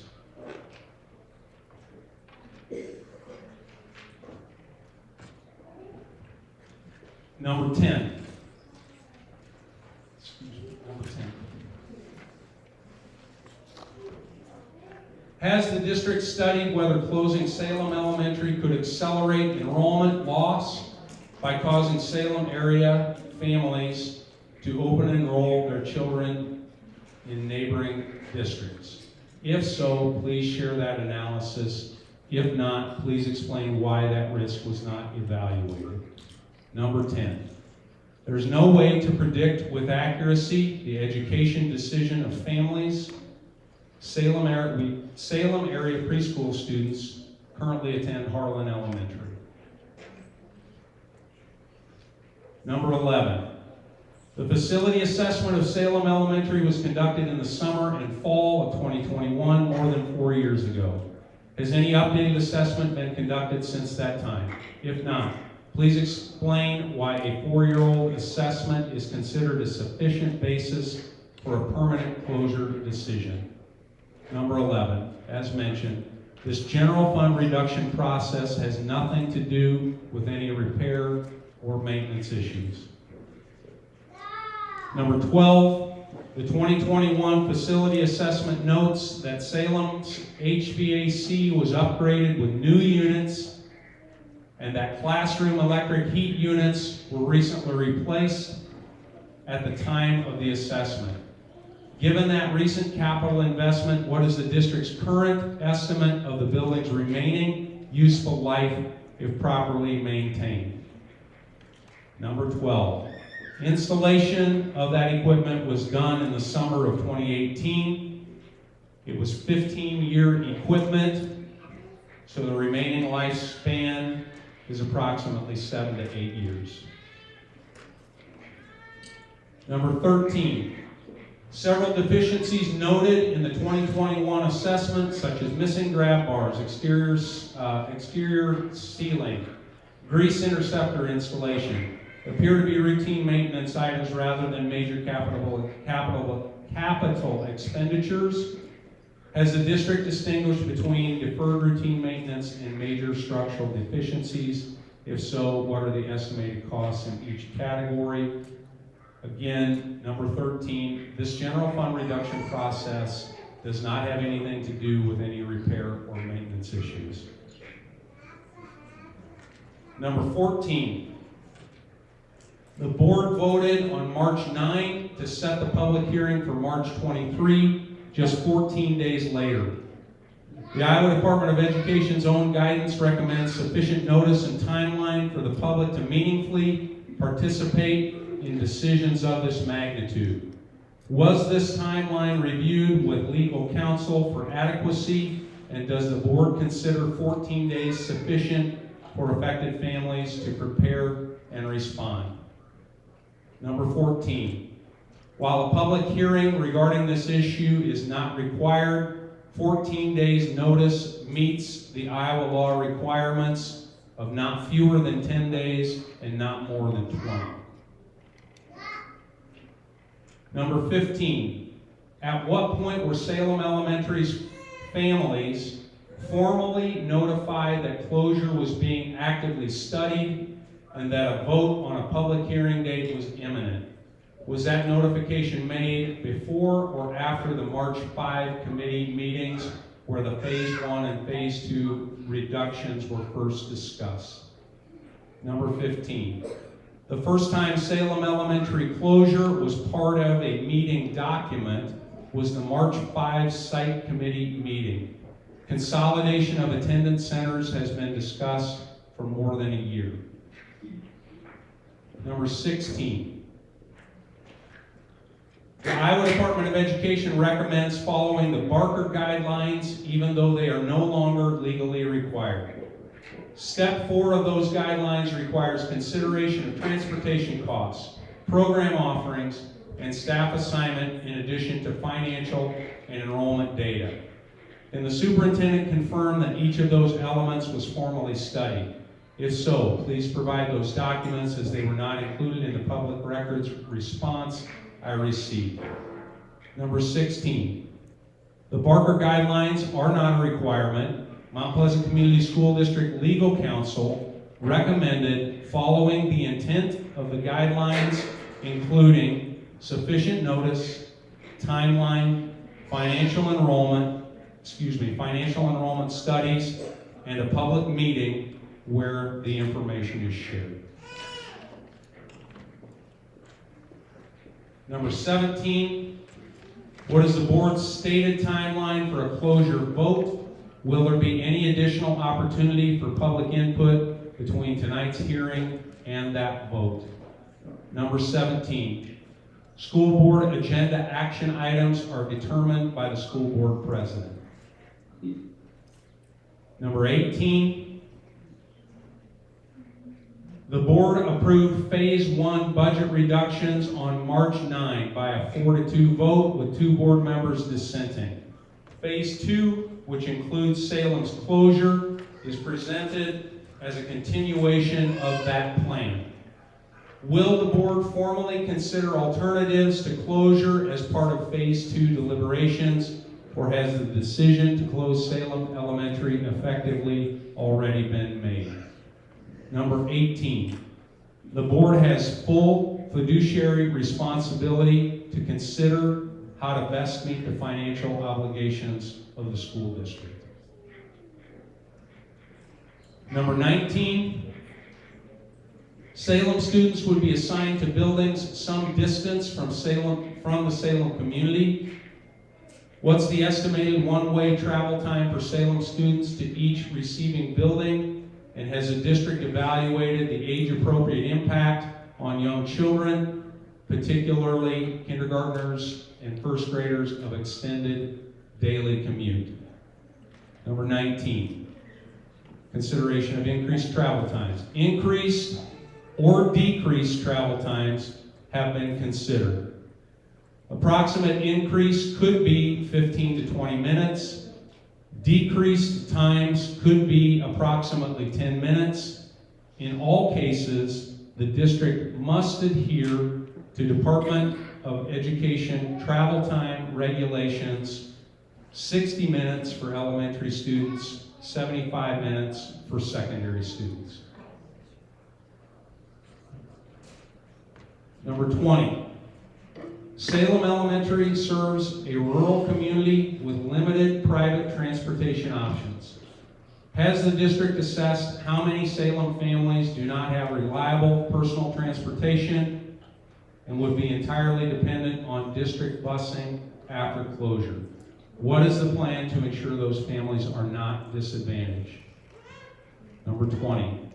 While the district has not considered the individual circumstances of each family, all Department of Education transportation requirements and obligations will continue to be met.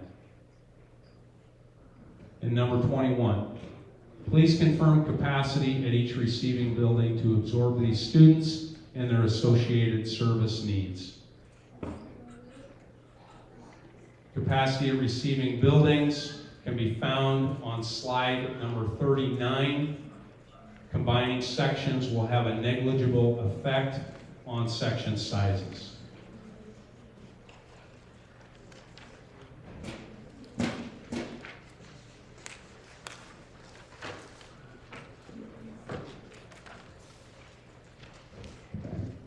In consideration of this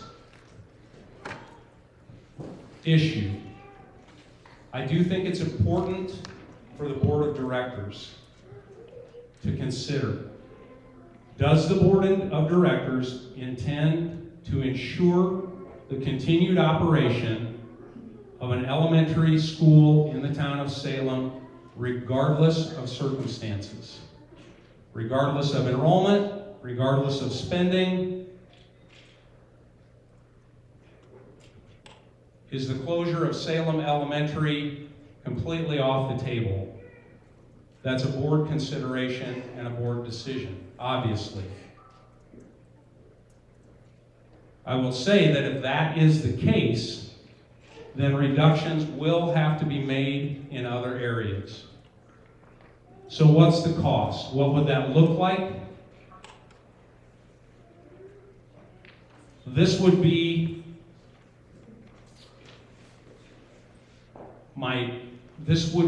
my attempt at about $800,000, $815,000, and trying to stay as far away from student instruction as possible without closing Salem Elementary. You need to reduce another 11 certified staff. Teacher leadership and compensation would be an area that you'd have to look at. The effects of that would be a direct loss of teacher, both beginning and veteran teacher supports. It would have a direct effect on the district leadership team and the collaborative team process. You'd have to look at intervention supports that are currently in place. That would have a direct effect on less than proficient learners. I think you'd have to look at a program like IJAG, which would have a direct effect on students. You'd need to look at your CTE programming, the 4 strands that we're currently required to offer, and how we could combine strands to make sure that we're meeting the Department of Education requirement.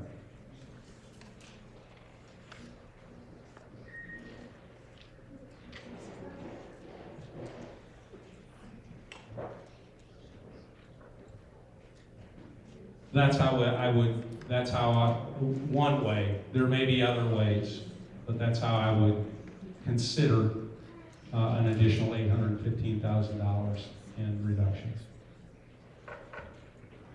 Finally, just a couple of things that I think need to be addressed as comments, and I do want to respond because I think it's important. Closing remarks in response to comments. You should have never purchased the old Iowa Wesleyan University Central Campus. We don't even have kids there. The purchase of Central Campus was done using construction funds unrelated to the general fund budget reduction process. So whether or not you agree or disagree with the district purchasing $40 million of facilities for $1.1 million, the fact is that we have kids there all the time. It's the current home of Wisdom Quest. We host events there regularly. It's practice space that we never had that serves kids much better. Hundreds, probably thousands of students have been better served through the use of Central Campus. Central Office and the Homeschool Assistance Program will be moving there this summer, saving approximately $60,000 in lease costs. And finally, the comment, why is it always Salem? The facts show otherwise. Salem Elementary has maintained an uninterrupted K-5 program without reductions, no matter the enrollment or the section sizes. Grade levels at other elementary buildings have been reduced based on enrollment. Teaching staff at other teaching staff at other attendance centers, all attendance centers, have been reduced relative to enrollment declines. Reductions to the general fund over the past 10 years have come from other areas, other buildings, and not Salem Elementary. So as we head into the public hearing, I would once again just state to the board members, does the board of directors intend to ensure the continued operation of an elementary school in the town of Salem regardless of circumstances? Because if that's the case, we'll have to look at reductions in different areas.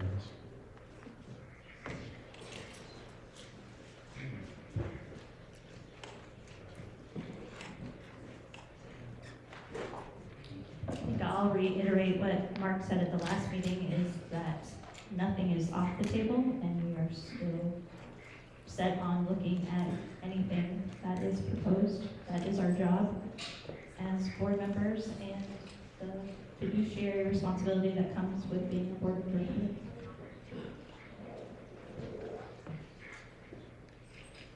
I agree with that statement. Everything is on the table currently. I agree with that. Agreed. Agreed.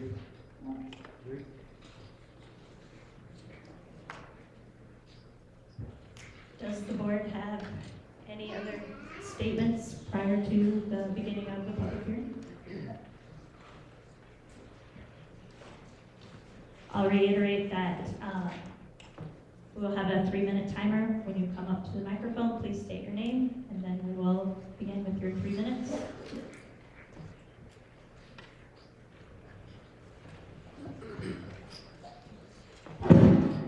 Sorry. Hello, my name is Kelvin Gracie. I'm from Mount Pleasant. I actually have 2 questions, one a little more practical, one a little more theoretical. One practical question, what happens if the UAB hits 0 or goes below 0? Is that something that there's a statutory thing that kicks in, or does the school district take on debt? Could you explain that a little bit more, the implications of that UAB number going now beyond 2020? What's your projection?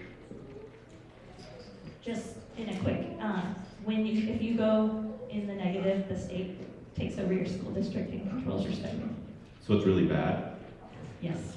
Okay, the other question I had is more theoretical. Do any of you have any idea what the rate increase for the SSA, what it could have been to forego this problem? Do you know what that number?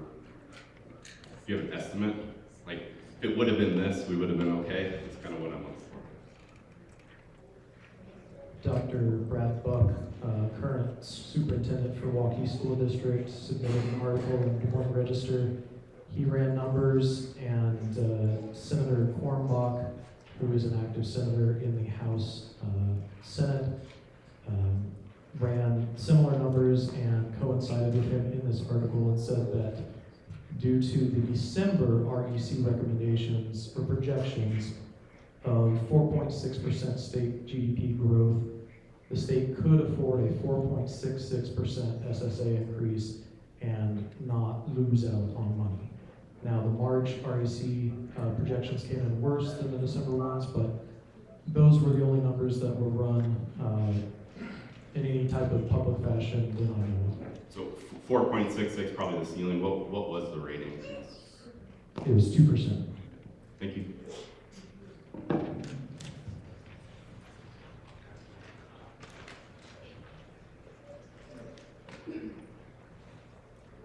Hi, my name is Levi Shinstock. I'm a third grader at Salem Elementary. My parents are Kurt and Emily Shinstock. There are 3 things I want to share with you about why I don't want Salem to close. First, even though my brother drives me nuts, I still want to be in the same building as him. Number 2, I love all the teachers because they are all very nice to me. Number 3, I love that my school is very close to my house. I want to thank everybody for fighting for my school, especially my mom and dad. Thank you for giving me this time to speak. Thank you, Mr.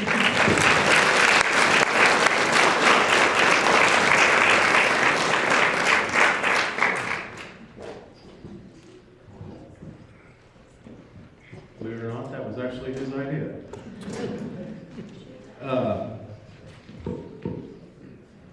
For those of you who don't know me, my name is Kurt Shinstock. My wife, myself, and a group of concerned parents have been coming to the board for quite some time now with our concerns.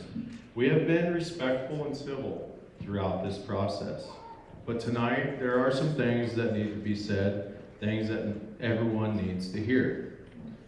So, how did we get to this? John, I would blame most of it on enrollment. What's causing our enrollment to go down, in your opinion? You have 3 minutes, so we don't have to respond as Okay, part of that's the- fine, don't respond. On the radio, I'm happy to respond. I'm happy to respond. come on, You can respond. I'm politely here. As you can see with the data that I shared, this is a Southeast Iowa region issue. That's the data that I shared from every one of our school district, our conference schools, Knoxville, Oskaloosa. Okay, This but is not Southeast Illinois. Iowa. You asked Okay. me, Kurt. None of that bordering schools, but let's just move on instead of you wasting more time of everybody's tonight. You have said time and time again, the main enrollment reason or decline is childbirths and less people in the district. You even said it on the radio the other day. But this is how I'm confused. On March 13th, you received a formal public records requesting under the Iowa Code 22. One of the things was enrollment data. The documents were given to me, and this is where I get confused. One of the main reasons, but in the documents received from that request under enrollment data, there was only one document that had anything to do with childbirths. And you've been telling everybody that it's declining. You said it on the radio the other day, but it's actually trending upwards and increasing in our district. Why is our enrollment still going down? And why are you lying to the board and the public about something as minuscule as the fact that children aren't being born versus being born? That data is from the Iowa State Data Center. I didn't manipulate any data. It's all from the Iowa State Data Center. But you have have stated that child was to blame for. Anybody can go on the Iowa State Data Center, you can Google it, you can look for Henry County, you can look for townships in Henry County. Okay. It just bothers me that that's not even been a concern. Just the fact that our enrollment is declining, even though birth rates in the district are trending upward, worries me. And if space is such a concern that we have hired people to draw buildings for us, why are we even considering overburdening our already congested schools? You have 10 seconds. Ship kids to Salem since you're being neglected, or not letting them go there. Save the money. You can still cut the teachers. Thank you.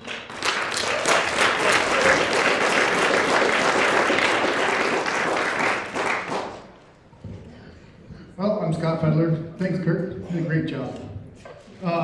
As far as schools around us having a decline, I've got some numbers here from schools really close by, and everybody seems to be going up from 2017 to 2018. As far as New London, in 2017 and 18, they had 528 kids. They currently have 565 kids. Waco, 2017-18, 469 kids. Currently, 509. Central Lee, 1,111 kids. Currently, 1,196 kids. Van Buren, 673 kids. Sorry, my phone went blank. And now, at 23-24, 804 kids. Mount Pleasant seems to be the only one right by us that is going down. And a lot of those kids have open enrolled in those areas, which we have seen numbers on from our school district going out. Now, do you think by closing Salem, you're going to retain half the kids that we have coming into our school open enrolled? And do you think any of our current students are going to leave? Because I can tell you right now, mine will not be coming here.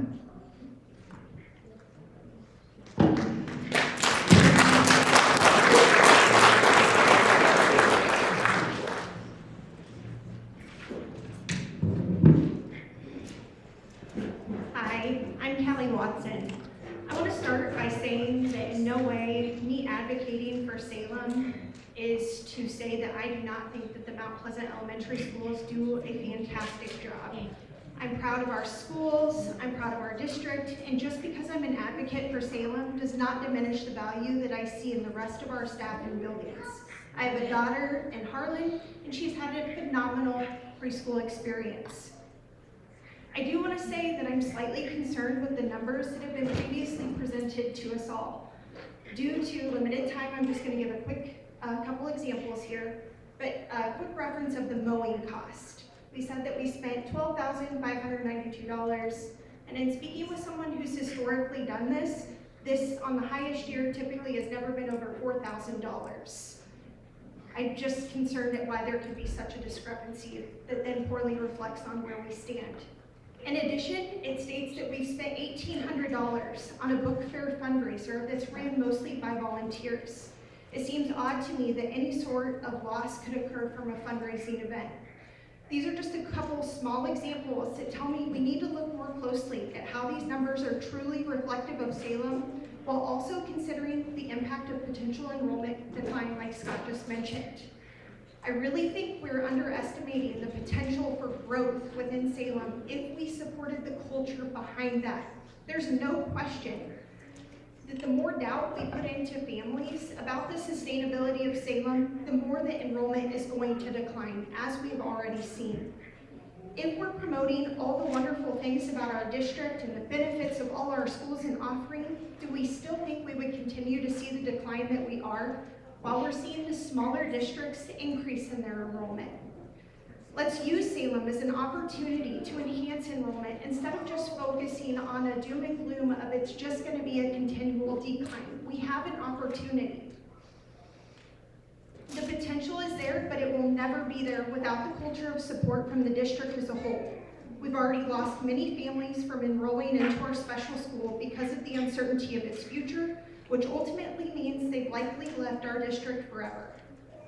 I really hope you'll consider that there are many other ways that we can look at this. As I previously mentioned to many of you, how about consolidating Mount Pleasant schools the elementary schools adding additional space or refining that space to meet the needs? How about portable buildings like Cardinal uses? How about solar panels to be more efficient? It feels like there's gotta be other ways that keep us from in one breath saying we don't have enough money and enrollment is declining, and then in the next saying we need more space and new buildings. I know there's a way for us to work together to create the learning environments needed that can be achieved without the closure of our beloved school.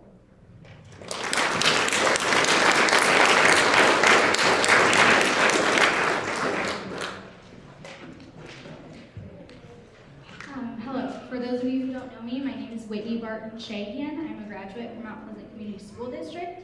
My grandfather was a graduate in 1950. Both my parents, both my siblings, and all 11 of my aunts and uncles graduated from Mount Pleasant. I lived in this community my entire life, up until 7 years ago.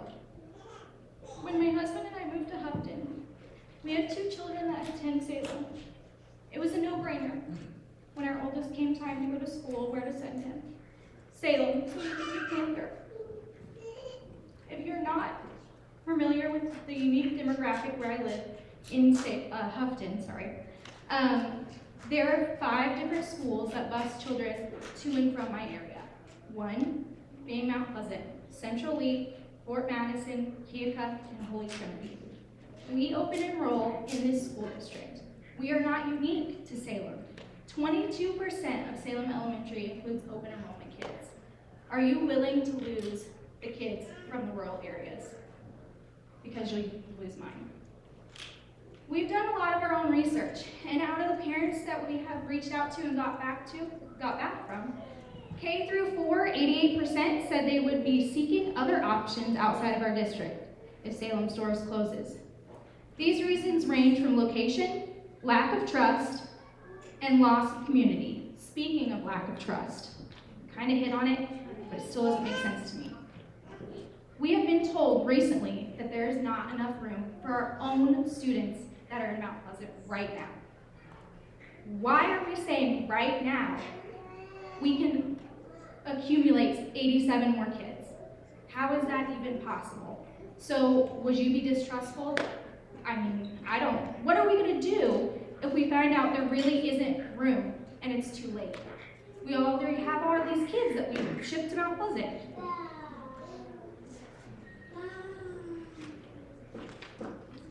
So my most valid point that I want to point out here is that this decision should not be pushed by Mr. Hendrickson before he leaves. This is not his problem after July. This is just one more reason, one more piece our district is going to have to pick up in his absence. And I heard Mrs. Detlinger say, and I really appreciate this, I would like to remind all these board members, you work for us. You're here to hear what we say.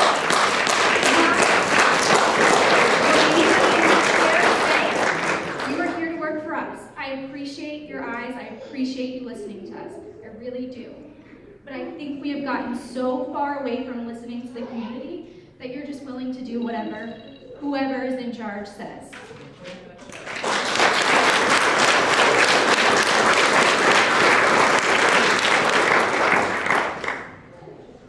Hello, my name's Heidi Schilling. I'm going to be really quick, I promise. Just so you guys know, I am 3rd generation fighting to keep Salem School open. So it's not something new to Salem. My mom did it, and my grandma did it, and now I'm here fighting for my kids as well. If you go back to slide 26, I just have one really quick question on that. It said in there, it was the physical report card. On that spreadsheet, it says that the revenue source for Salem Elementary is the 2nd highest out of all the other schools.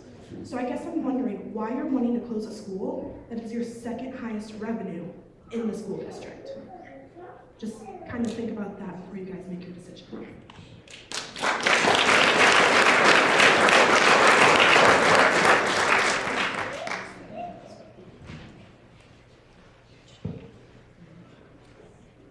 Hello, I am Shelby Nickteen, a former student of the Mount Pleasant Community School District.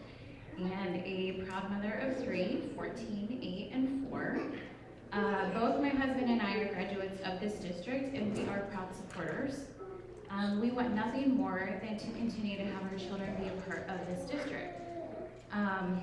Salem Elementary is an important part of our children's education because it is in our community, our home, and where our kids' childhood education is currently thriving. And I am here today because I choose this district for my children, because I hope that this district values our communities collectively enough to hear us out. One quote that I wanted to provide is, quote, "We are proud to work in partnership with families, staff, and the broader community to foster a culture of respect, compassion, innovation, and lifelong learning." This is a quote from our district website, which I love. And I hope that these words stand true. I hope that you can see the support that we are trying to show and to give the district, to hear our concerns and suggestions, and to work together in partnership with us. That you don't see our concerns as attacks, because that is the farthest from our honest intentions here. If we love this district and loved our kids being a part of it, why would we fight against it? It just doesn't make any sense, because it's simply not the case. We may have rightful concerns because it does affect our children and our families. But we are here today to work with you, not against you. If you will please hear us out. I personally went to Harlan Elementary, and I love the small neighborhood community feel there as well. So I have nothing bad to say or feel towards the elementary buildings here in Mount Pleasant at all. I guess my biggest point here is this shouldn't be a fight, this should be a discussion. Another quote I'd like to leave everyone with is, "At Mount Pleasant Community School District, our greatest strength lies in the partnership between our schools, families, and communities." And these words were quoted by our superintendent that I agree with wholeheartedly, but only if there is truly a partnership within our communities, family, and all of our schools. I am standing here today simply standing up for my children's hometown elementary education, hoping that our efforts can make even the slightest difference. This isn't just a building that is in consideration to be closed.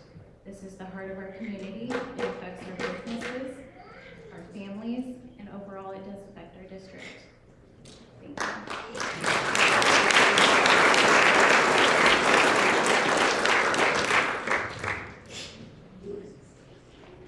Good evening. My name is Chelsea Hoyer. My husband and I are proud parents of 4 children, an 8-year-old and 5-year-old who attend Salem Elementary, and a set of twins that are future Panthers. We believe there are practical alternatives that deserve careful consideration.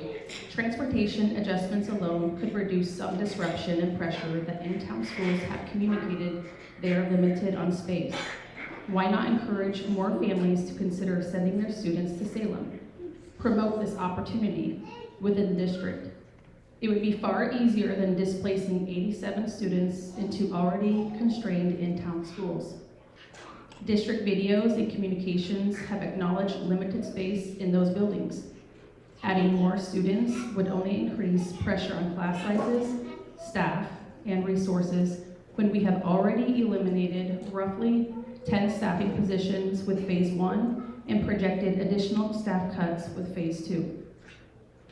So we are taking more away from them, but also giving them more to balance. This is an interesting option, but can we look at a 4-day-a-week school week? This would help with staff recruitment, retention of staff, less transportation needs, student-teacher morale, students seeking our district, scheduling flexibility. Most districts that have done this report a 1 to 3% of a total budget savings.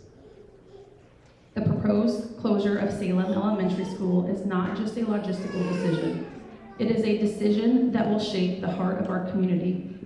Salem consistently provides meaningful benefits to the district, including strong student engagement and community involvement.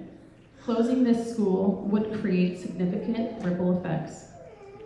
With the very near transition of new district leadership coming into place, we believe it is both reasonable and responsible to pause. A decision of this magnitude deserves a comprehensive review that considers not only financial factors, but also student outcomes, community impact, and long-term district goals. This was brought to the board's attention on March 5th, just 18 days ago. We believe in this school district. We enjoy the Panther community. Our request is simple. Take the time to get this right. We respectfully ask the school board to delay any final decision.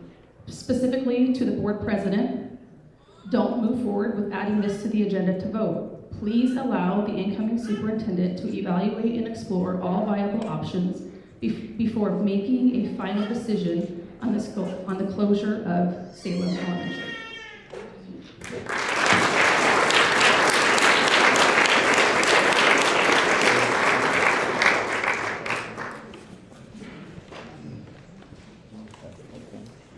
Good evening. My name is Tamara Zekin, and I moved to Iowa in 2012.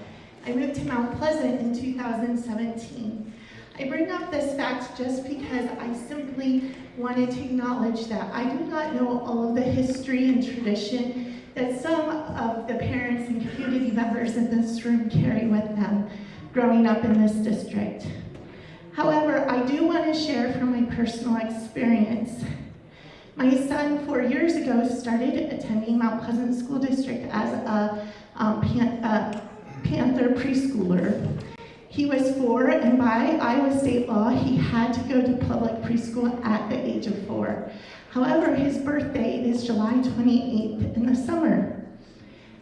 I did not feel comfortable sending him on to kindergarten, but junior kindergarten was not an option in Mount Pleasant School District because that program had already ended. I want to acknowledge that John Henriksen sat in his office with me for over an hour during that year as I made that difficult decision of what was best for my son. I ultimately open enrolled him in Minneapolis School District because they had an excellent transitional kindergarten program. He was there during a year when they got a new superintendent, which brings changes to school districts. Minneapolis' superintendent felt the need to discontinue the transitional kindergarten program during that year.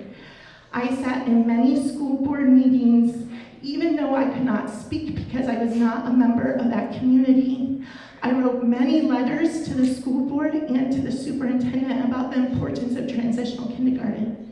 I bring up this example because I understand as I look out at this group of people gathered here that you want the best for your children. It is important, it is valuable, and I know the heartbreaking pain that exists when the school district cannot provide what you think your child really needs. I also look with great empathy at each of these people sitting at these tables who serve faithfully to our school board. Your job is not easy because you have to make difficult decisions. While we can stand up and advocate for the students that matter most to us, our own children, you must think about all students and all children in our district. The financial decisions are not easy. In Minneapolis, our hard work of attending those school board meetings did save the transitional kindergarten program for 1 year.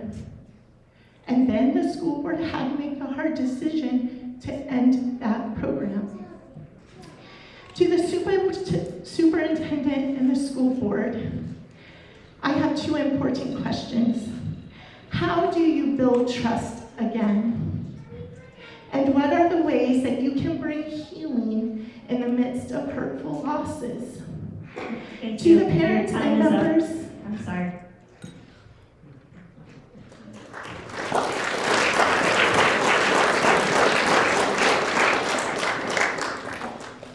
Lane Evans, and I dropped off kind of an outline. Some of the questions got answered, but how many children walk across the Iowa Westland main campus a day during the school year? You're using up my time. You don't know? How many students walk across the Iowa Wesleyan campus a day in similar to 60 or 87 students are at Salem. How many students walk across Iowa Wesleyan a day? Without the Wisdom Quest, because they're moving to the high school, and you just mentioned that they're there. And there's 20 of them. Right. Wisdom Quest has 20 students. 20 students. We practice there every day. 20 students. And so I'm kind of arguing that maybe we need to look at discontinuing Iowa Wesleyan until we can justify the cost there. Move the superintendent's office to empty classrooms rather than spending $100,000 to put them in the nice windows in the gym. And think about things a little differently. Because based on the enrollment dropping 35 students a time at the current rebate of $8,100, you're going to be up in 10 years to $3 million of missing revenue. And we got a whole bunch of buildings with very little use.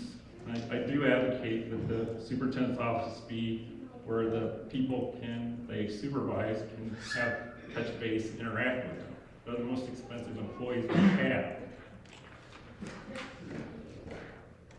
And the two older structures on Iowa Wesleyan, is it used for anything, or is it just pretty much the symphony, Southwest Iowa Symphony? Which structures are you speaking? The big buildings and the little buildings that are old brick. Old Main and Pioneer Yeah. Hall.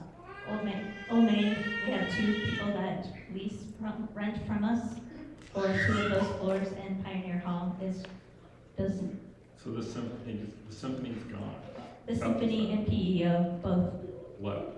No, they're currently housed there. Oh. And what kind of revenue does that bring in? Does it cover the cost?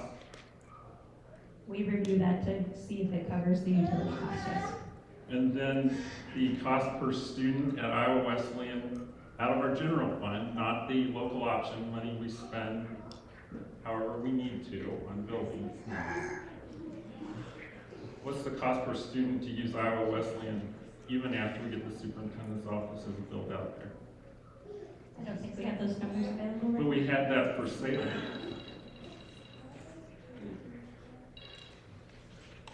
Thank you.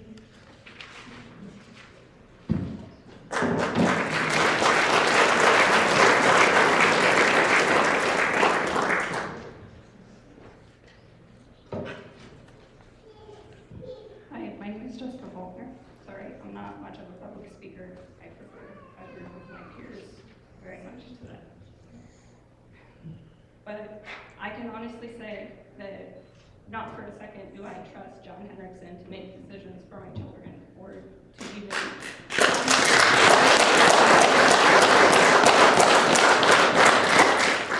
And it is personal. I put 4 kids through Salem. One graduated last year, and in case you didn't know, he took 12th at nationals for Mount Pleasant High School in the automotive competition. There was also the ugly side of it, and I have a whole lot of paperwork to go along with that. But when approached with issues or wanting answers or trying to find a solution to work through problems, I was met with, just move your kids into town. We'll just go ahead and bus them into town. We're not going to deal with the problem. That's not an option. I have the emails that state you can move your kid to town, you can leave him in Salem with the teacher who is verbally attacking him on a daily basis, or you can homeschool him and we will withdraw all of our support of your education from your child. And how is that helping? How is that fixing it? So I encouraged you to look into why Salem's enrollment was declining for so many years. We were over 100 kids. We were bursting at the seams.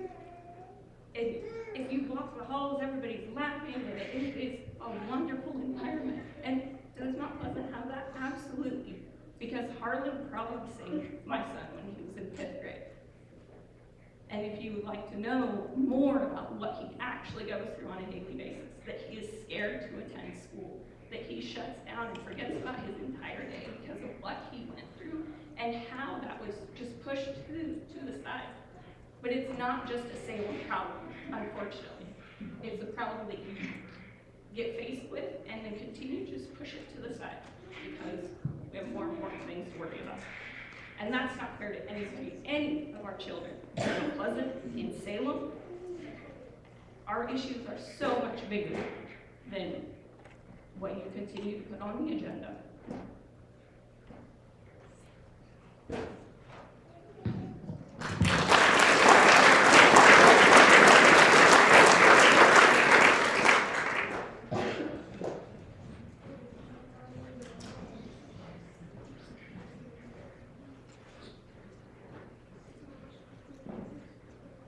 My name is Aaron Moeller, for those of you that don't know me.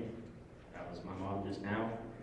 I'd like to speak just on behalf of the busing alone. It was 40 minutes minimum to get from Salem to Mount Pleasant every morning, every night. Miss out on so much time every day. We have to get up so early.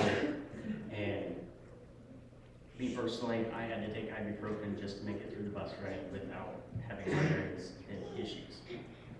And I don't see how that's fit for elementary kids to go through day in and day out, and I don't see how the busing cost will not increase. There's so many paths that have to go through out there, and I just don't see how you're going to make bus rides enjoyable for kids in elementary and suitable for them. And that's all I have.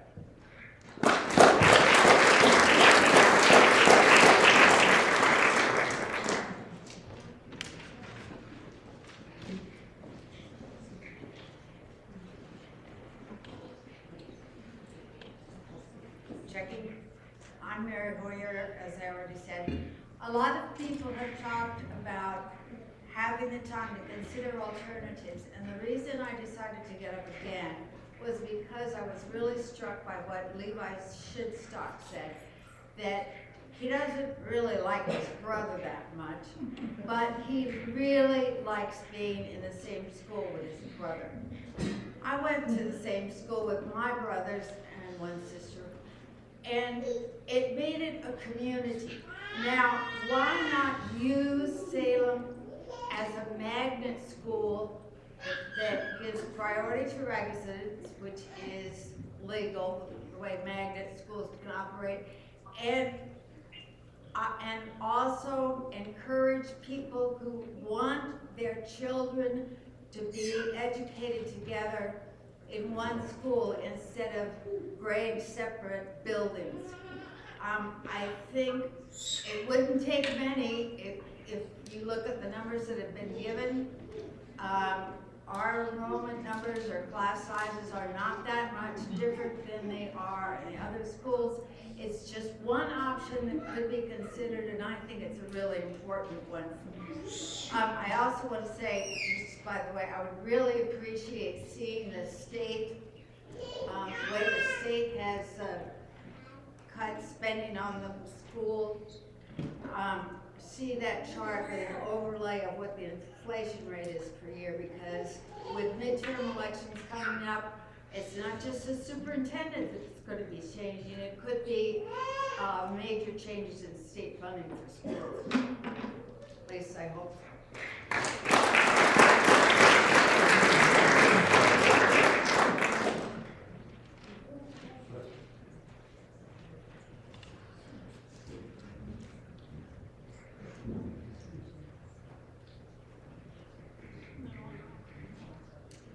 My name is Donna Preston, and I want to tell you, I really appreciate that you guys are looking at all the fiscal and financial things, and I appreciate that.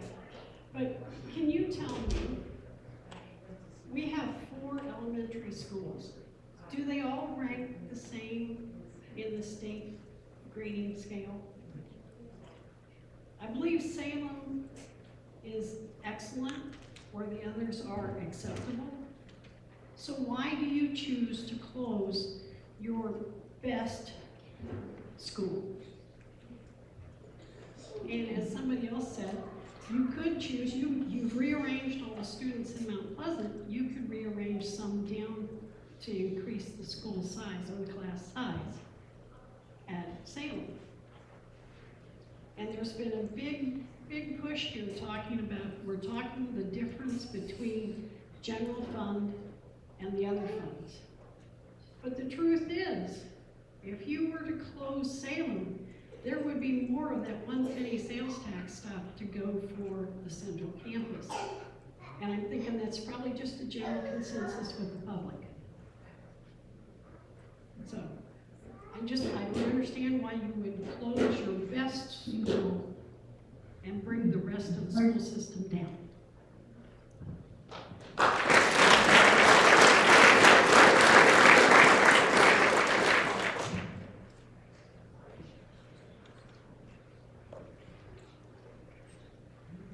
Hello, my name is Haley Swinsko. I recognize a lot of faces in the crowd because I am a bus driver for the school district, but I please ask that you do not look at me in that lens. Look at me as a parent. I come to you first. I want to say thank you for your job, what you do for us. I do not envy your positions. It is hard. I would like to touch base on enrollment for a second. Why is enrollment down? I would like to see our community come together and try to do what we can for our town to draw people in. If you look around at the surrounding communities, a lot of the rec centers are a lot larger than ours. Look at Fairfield. They have 3 full-size basketball courts, and they have a lot of events that happen there. I'd love to see something like that happen at Central Campus. You look at their high schools. They have an attached auditorium, which shows respect for their fine arts programs.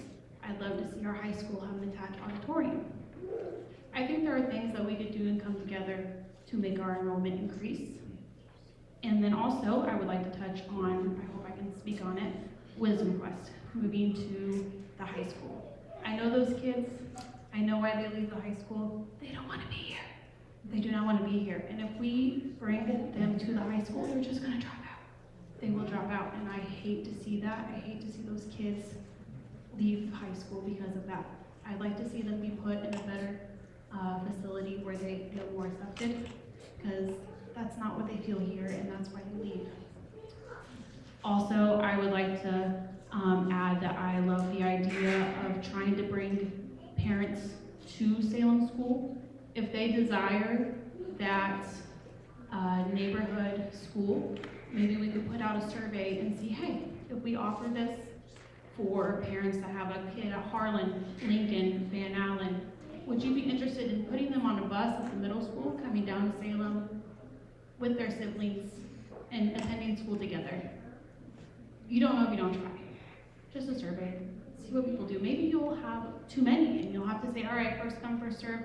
We're going to have to prioritize this by who has kids at Harlan, Lincoln, and Van Allen. Or maybe you won't get any, but you don't know until you try. Just a suggestion. Thank you.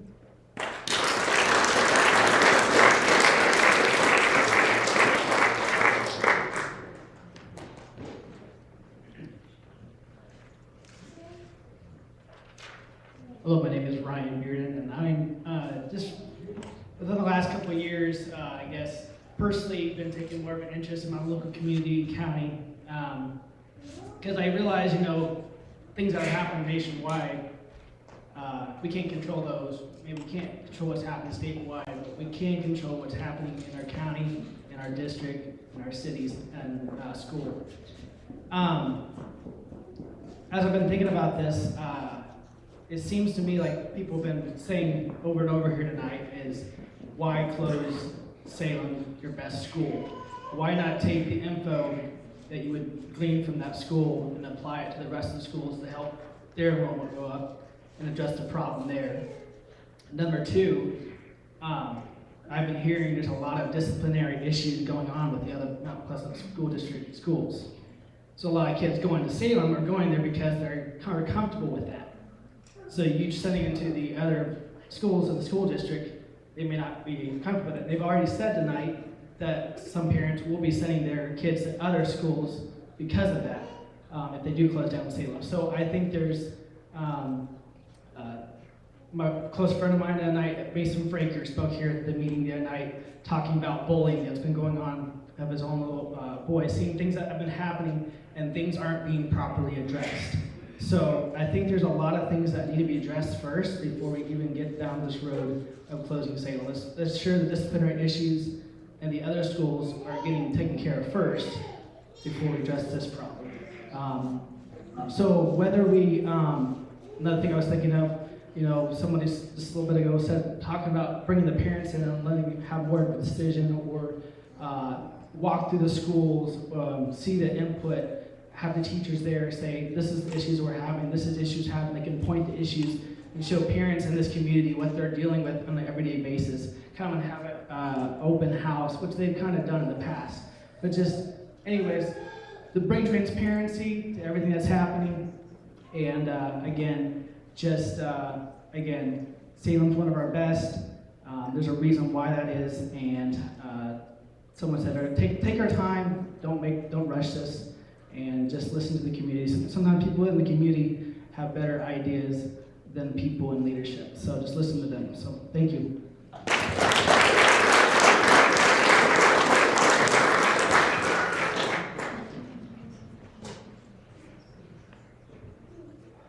I'm Jacob Dodds. I have 3 kids in the district, and I do live here in Mount Pleasant.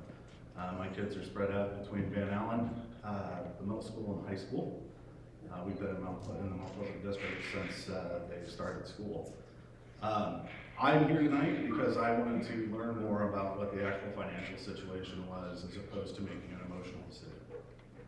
And I understand Salem's plight. I grew up in Danville. We fought consolidation with New London in the 90s. So I get the issue. And I have yet to talk to anybody who is of the belief that we want to close Salem. I don't think there was a desire to cut the positions that were cut last week. But I don't envy the board's position. And I think that looking at the numbers objectively that were presented here tonight, there is no other option. We have 1.8 million that has to be cut.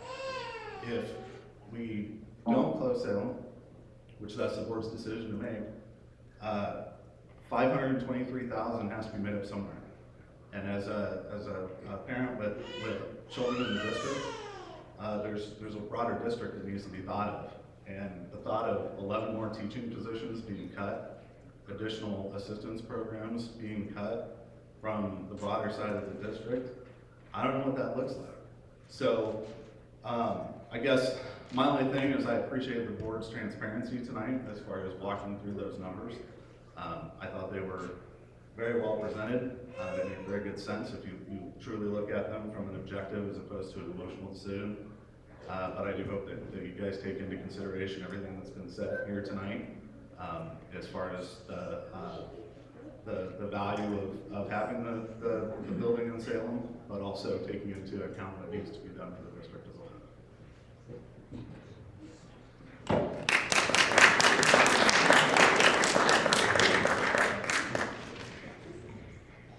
Hi, I'm Lois Roth. I was sitting on this board several years ago when we were having the same discussion.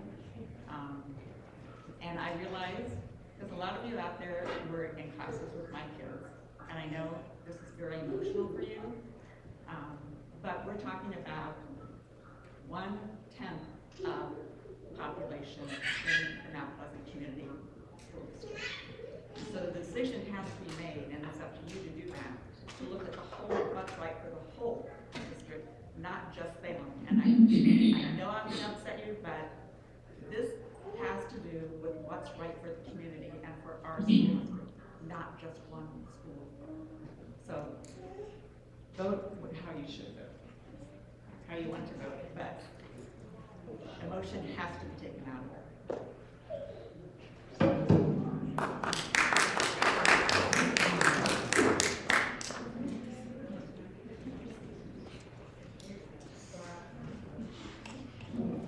Hi, my name is David Hubbard. I'm a proud father of 4 out of state and then 4 in Mount Pleasant.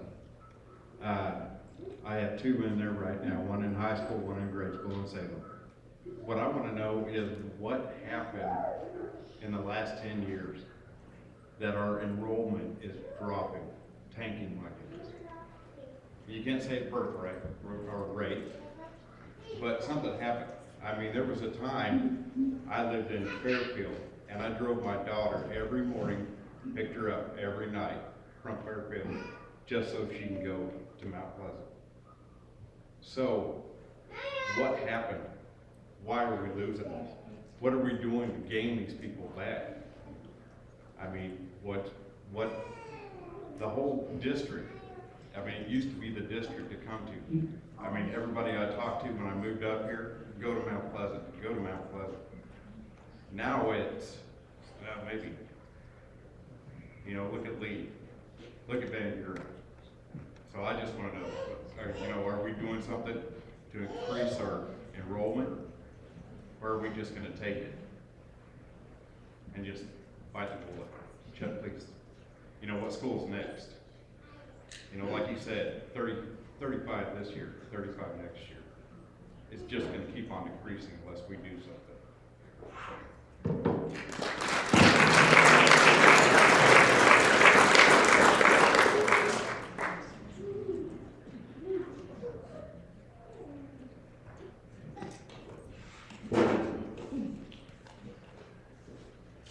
Last call for speakers for the public hearing.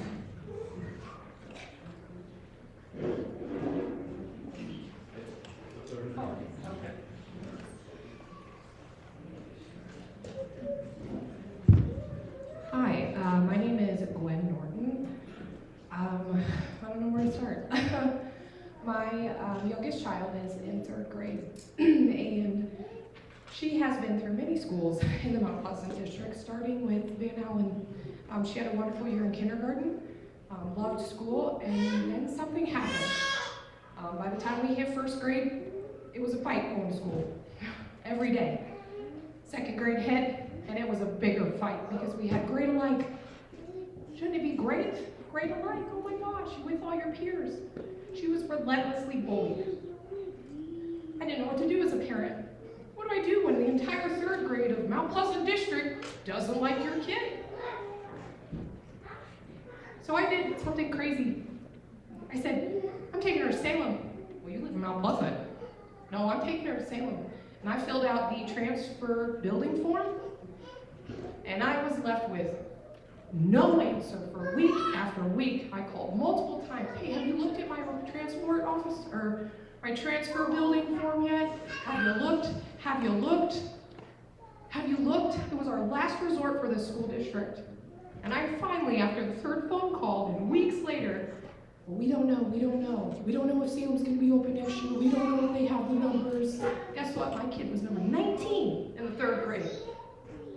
That little map that you showed, the little graph, you went from 86 to 87. Olive's number 87. She made it. I fought for it. I fought to put my kid in Salem.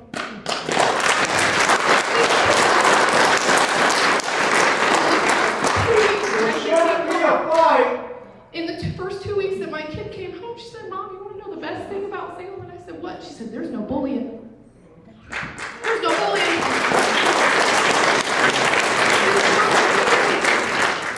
And any issue I've ever had, I've gone to the teacher, corrected. Any issue I've had has been addressed with open arms. I joined the PTA because I want to find like-minded individuals that are there for their kids and are willing to fight for their kids. And that PTA puts a lot of work into Salem. Holy cow!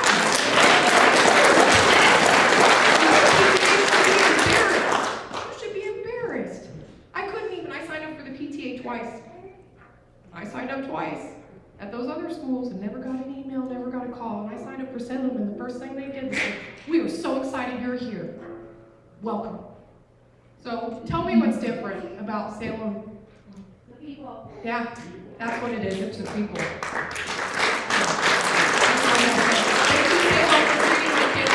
I appreciate you. I appreciate your community. Thank you for making my kid feel welcome.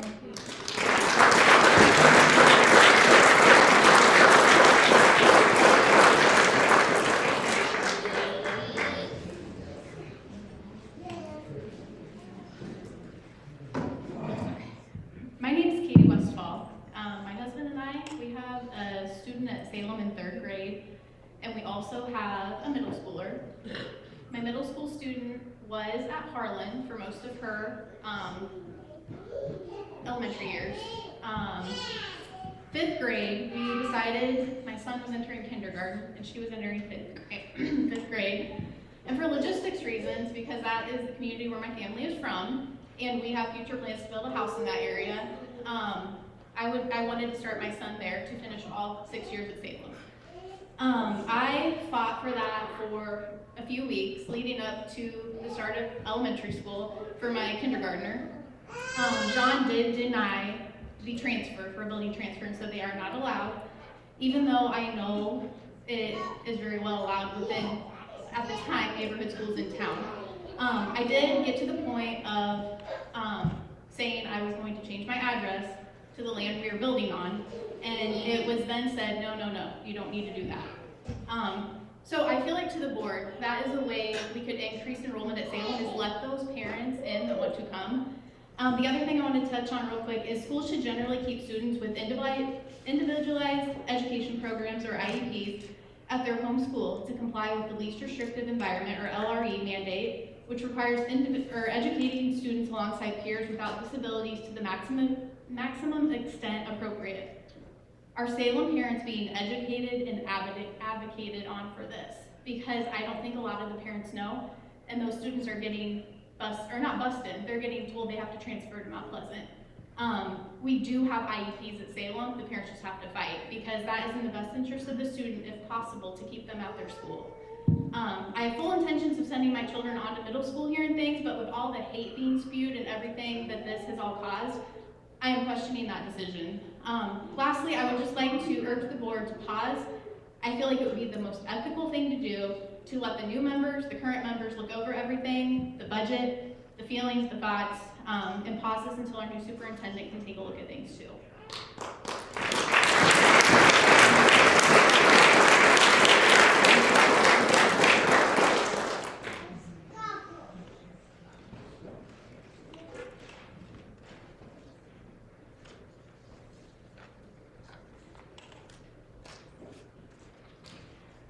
Last call for the public hearing speakers. All right, with that, we will conclude the public hearing, and we will start on our work session agenda.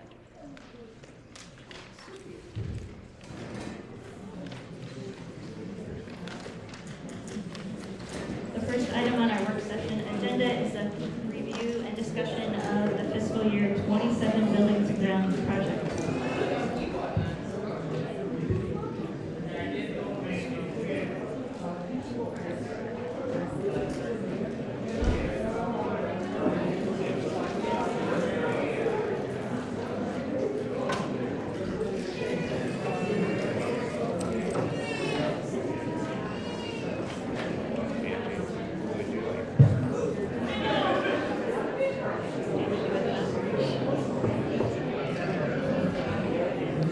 We are going to pause 5 minutes for a necessity break.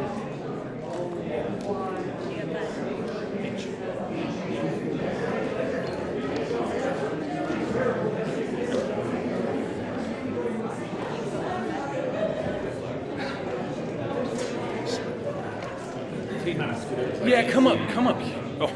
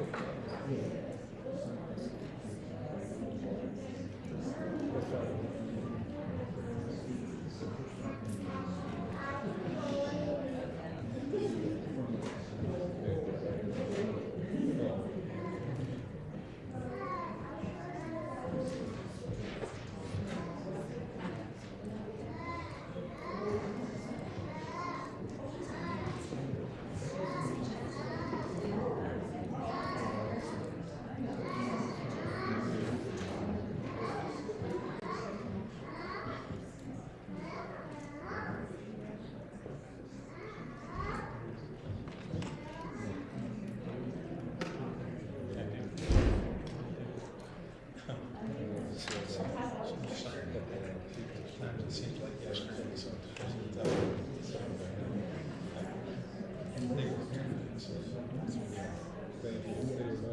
Did Mark and I miss the boat to go sailing?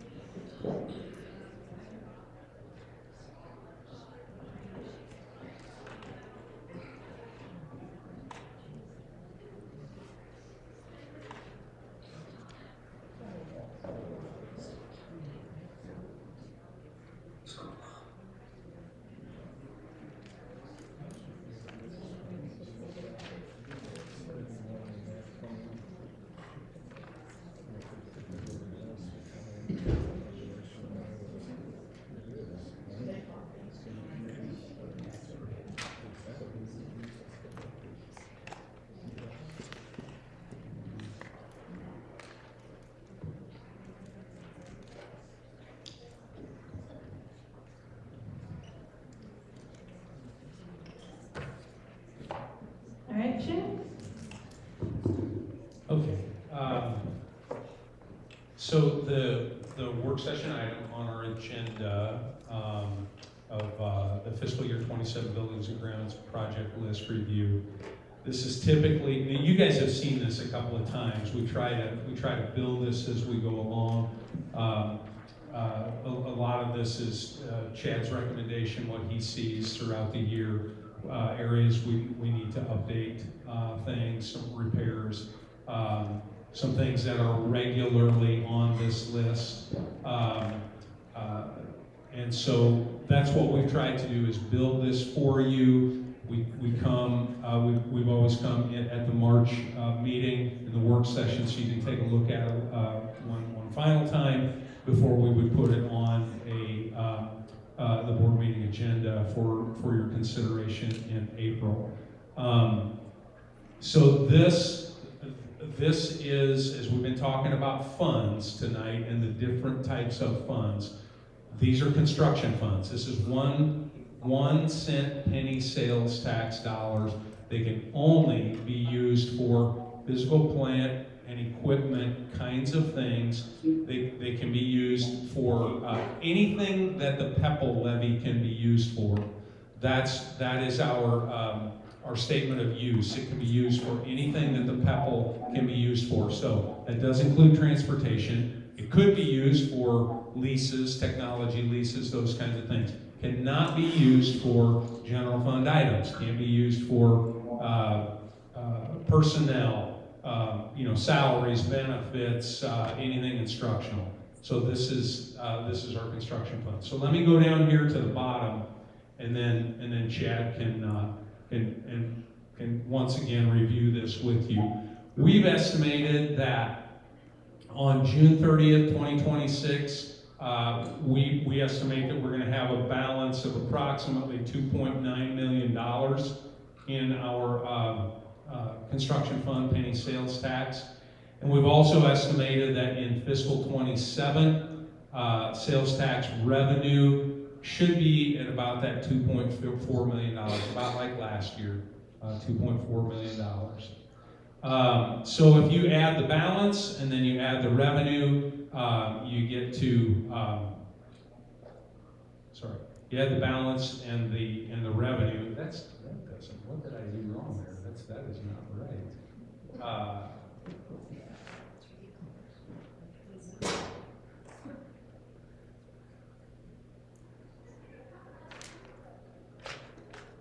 That is the balance and the revenue, but that is not. That does not equal. It's 5.1. Let me go. Hang on a second.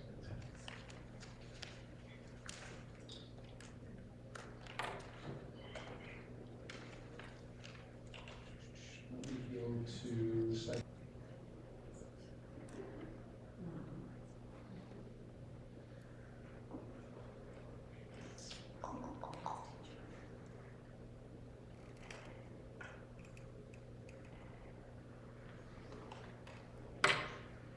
Yeah, I don't.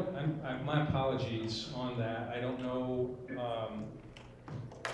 I'm not sure what I did there, but this 5,310,684. If you take the estimated balance and then the $2.4 million in revenue, so cross that out. I will make sure I fix that. My apologies for not getting that right on there. But $5,310,684. When you consider what's encumbered, we used to have several things that were encumbered. One was the lease for central office will no longer be in that lease. Other kinds of things. The only thing that we're making sure that we plan for is the unexpecteds. You know, is there an unexpected? And so we've planned for about $350,000 to make sure that we're planning for anything that could happen. So you take the 5.3 million minus the 350,000. If you said, hey, we're going to use every dollar of this, you've got about $4.9 million that you could use on projects. We never do that kind of expenditure where we're spending all those dollars. Generally, we try and spend each year somewhere between $900 and $1.2 million on these types of repairs. So I'm gonna go back to that other document, that wrong document. But this is I'm gonna go to the list so Chad can go down through it. Again, most of these you've seen, but I'll let him just run through it. All right. Thanks for having me tonight. It's a great night to be here. Anyway, let's start off here. We'll go high school driveway parking lot repair. Of course, we've been doing that the last several years, so we're going to continue on that. Same thing with carpet and paint in the classrooms. We haven't had them measured out. We've kind of picked out the classrooms there. Roof head section, that's that fascia behind the brick, kind of destroying some mortar joints. So we're going to do a section of that. We're going to do all hallway lighting, can lights, and restrooms here at the high school, like we've been doing with those LED panels. I got some boiler pump repair. That number might seem a little high, but it's because we're going to replace some isolation valves that no longer work. Then we've got the fire panel replacement. With the roof edge repair, does that cover all the sections that need it? That does not. That covers. I'm hoping we can get down that whole north section on the east, and then partway down on the east, or the west side of the north section. Chad, how many classrooms did you estimate that carpet and paint would cover? That total? 5. Yeah, we normally do 5. Thank you. Yep.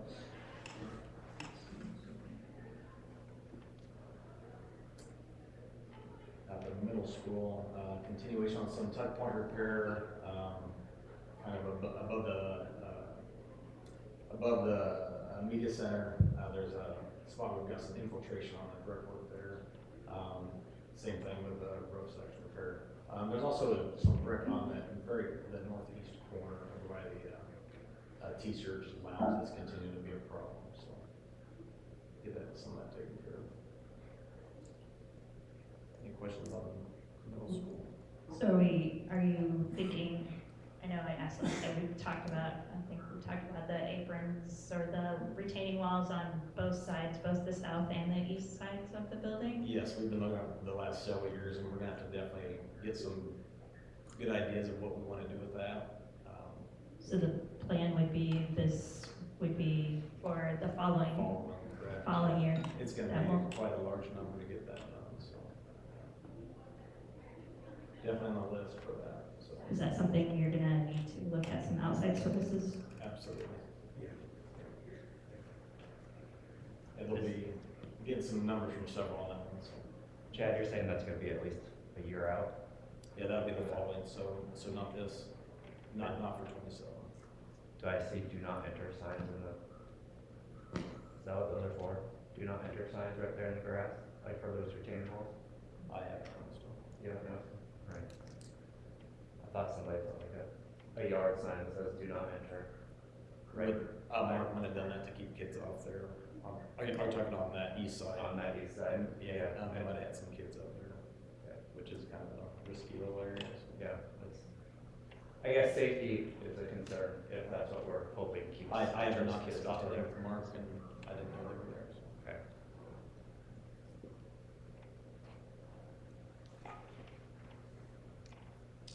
Anything else on middle school? Lincoln, hallway and gym lighting, same thing, LED panels, like we did Van Allen, we're gonna do at the high school. Playground repairs, that's a lot of that 5x5 recycled plastic barriers. We got this kind of at all of our elementaries. We do have some wood ties up there as well that need replaced, so, along with some swing repairs.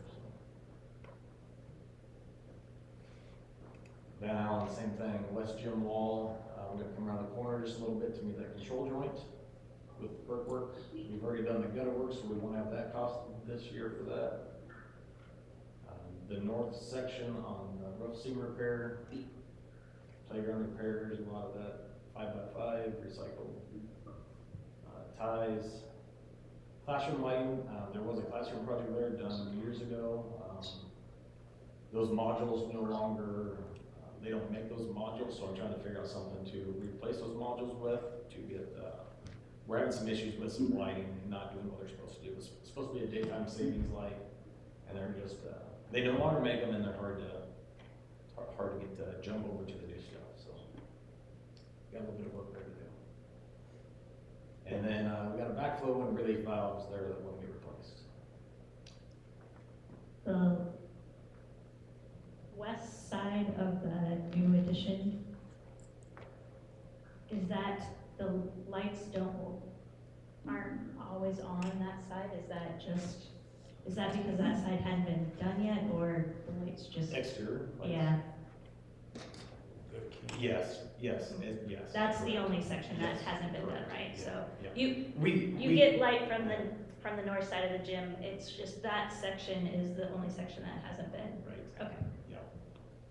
We did that brickwork on the east side of that north section, and then we jumped around to the gym.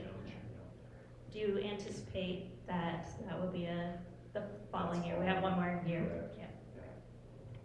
Actually, going back to Lincoln real quick, did the vandalized basketball hoop get taken care of as far as? I've got all the material numbers on, but I was waiting to hear back from the patrolman, and I know we know who it is. I don't know what we're gonna do about it yet, so we'd sure like to see them paid for. So. I'll touch base and see where we're at.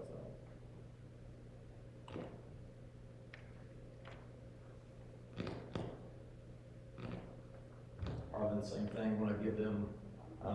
We got inclusive swing we want to put in there. We got some ties there that we want to get replaced, and part of the swing that I want to get replaced, or slide, I should say. Sorry.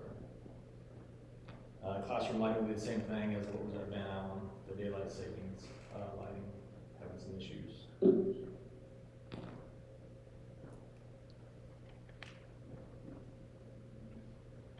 Salem, we got a fence on the north side. They were having some troubles with some kids going out with the teacher parking basically up front. Keep balls and things out of that. So we got a stretch of fencing to put in. I do want to get some sewer cleanouts put in place. That's kind of a preventative thing there. And also playground repairs there as well with the ties and a merry-go-round to get worked on, I should say, not replaced.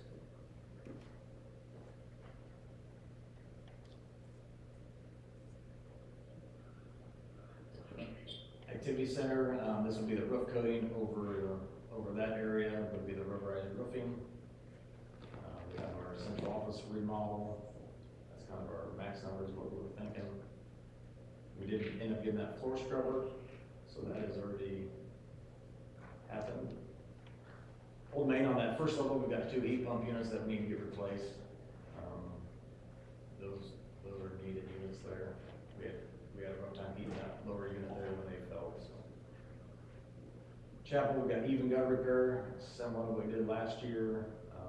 More extension of that. Window casings to stop some of that moisture on the east side. Continue on with the brick and stone repair. Some of that's on the entry, and some of that would be up at the very top on the east side. Then plaster repairs for the ceiling. And that floor covering would be for the homeschool assistance program. And then the tree work would be a lot of that high work that we can't get with any of our equipment on that campus. Question on heat pumps. So if we were not renting out to PEO and the orchestra at Symphony, would we still need those, or would we winterize the building? Winterize the building, right? There's no one in there. And I don't think our rents are paying enough for those heat pumps. That was going to be on my point. Why don't we sell it? I want to maintain control of that until we have a master plan. So is reviewing the rental rates something that is an option? July 1. July 1, okay. I would definitely suggest doing that. I would say no to the heat pumps. Can you hear me? Yes. We can. No to the heat pumps, no to repairs. I think those buildings need to be either given to charity or put up for sale. I remember one time we said we were not in the business of restoration. I don't think it pays to have them, the insurance. So I think we might really consider that. One other thought is I think we need to spend as much on playground equipment as we can. That's pretty important to the kids. So maybe instead of 50,000 on that, heat pumps, we might consider some playground equipment. That's just my thoughts. Either way, you get plenty of capacity. You have plenty of capacity in this fund. By capacity, you mean funds available, right? Right. Okay. And Chad, did we have problems with the bathrooms on the first floor, Old Main? Was that kind of the Yeah, issue we had at the meeting? a freeze issue there during winter time. Yeah. Okay. We did do a bunch of crawling around, plugged a lot of holes that were coming from underneath. We actually put heat tape on a bunch of lines and just keep going that way. But just a thought for the future, once that decision is made, or the sooner you make that decision, just don't get me into winter without heat on that first floor. Or winterize. Okay, that's perfect. Perfect, all right. Turf tank, that's our paint machine, does an excellent job, saves us a ton of work, so appreciated that. Field seed and chemicals, normal spending about 4,000. The spectator awning is a good. Go ahead. Yeah, so at the high school baseball field at Maple Leaf, most of you are probably familiar with the section of concrete there on the south side. The idea is to cover that as an open-sided structure as an awning so people can sit out of the sun. Right now, I spoke with Mr. Lamb today, and he believes those costs will be covered by boosters and individuals. So right now we don't have any cost involved in that. Wrestling mats. I spoke to Mr. Lamb also regarding wrestling mats. Those mats would replace the practice mats and in the current wrestling room, and they would also be used as event mats. Here we have the storage shed that's out back on the north side. We're looking for a more useful way to get track equipment in and out of that to keep them out of the weather. So we would like to add an overhead door and a walk, some sort of walk to the track to get them in there. Scott's wanted another shed somewhere, but we've kind of narrowed that down to this little bit. So shot put discus area and launch area, we've got to redo about 4 pads over there for that area. The baseball press box stairs get pretty sad shape. I'd like to get that going here before baseball's really into it. Get a little sketchy on those. Concrete for softball bleachers, same thing we did on the baseball field as the year before. Get them a concrete poured underneath. The digital bus radios, Anna's still here. Anna spoke to those digital, and Ted spoke to Anna spoke to the bus radios at our last meeting.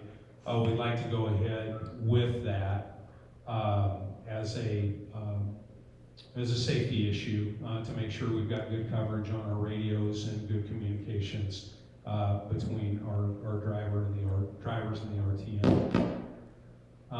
They also spoke about the use of the 12-passenger van and how that could help us in the spring, keep drivers on routes, allowing sponsors to drive. We actually have, I don't know, we've received a couple of different possibilities from the company that works in used 12-passenger vans, really nice vans. I think the last one I saw was a 2021 Ford Transit van, 36,000 miles for about $37,000. So we're right in that park. I think it would be a great addition to our fleet. If we purchase that now, that could result in some cost savings for golf, tennis this spring. Can you address a couple that? of the smaller teams. Yes, we have sometimes our smaller teams, they still have more than 8 students that are participating, and currently we only have 8 passenger vans, so that would be the driver plus 7 students. So if we can get the 12 passenger van, there will be times that we only have to send 1 van instead of 2 vans and trying to find another staff member or a parent that's willing to help drive.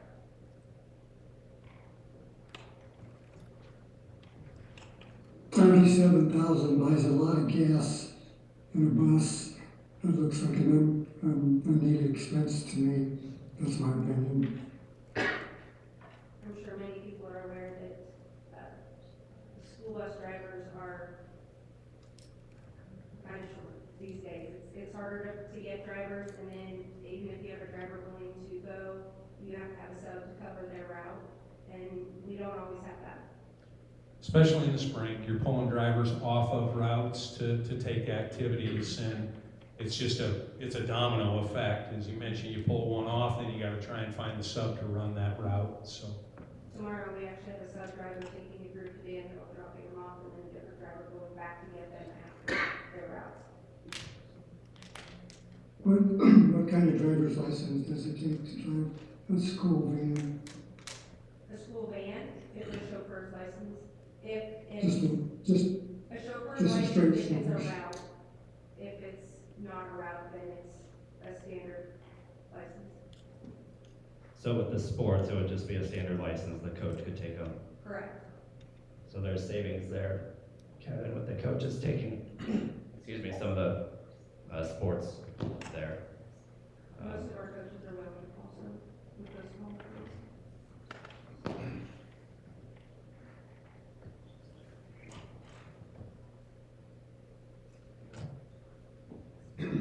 elementary classroom furniture. This is the mock room that we had done there last year with the group from Henderson.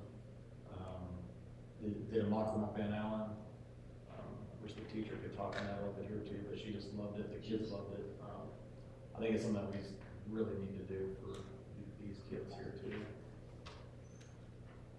We got 5 vacuums on the list, got a floor buffer on the list, and then to restripe Maple parking lot.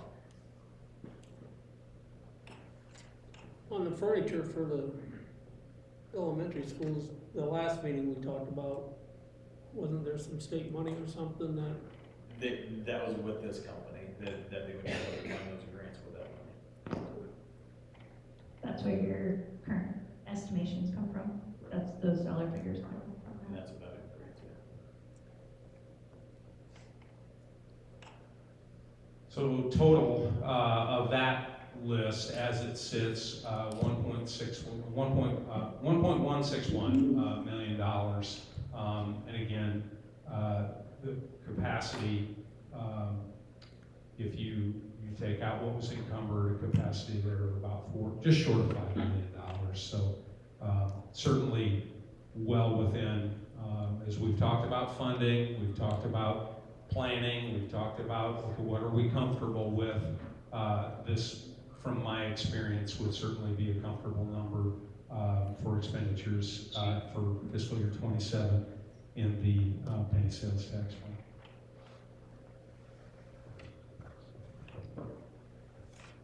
Questions, thoughts? Dr. Dentley, or anything to add to that? That's not their question. I will. Before you leave, Chad, last time we talked, you left, and we talked about selling the old bus barn, and John said we had to wait to talk to you. Yeah, if we could go over there sometime and see what's actually in there, that would be wonderful. There's still a lot of equipment in there, things that are used, so just, before we do, if we could. Pick a time, we'll make it work. It is an outstanding item that we've talked about a few times, so. The old maintenance building is sold. We don't own that anymore. That's done, correct? Yeah. The city owns that. So obviously you want us to go see what's in there, but. So right now, just to give you a heads up, all of our woodworking equipment's in there, our mowers are in there, the brooms, the blowers, all that equipment is in that building. And there's not room in the new building for that stuff? Right.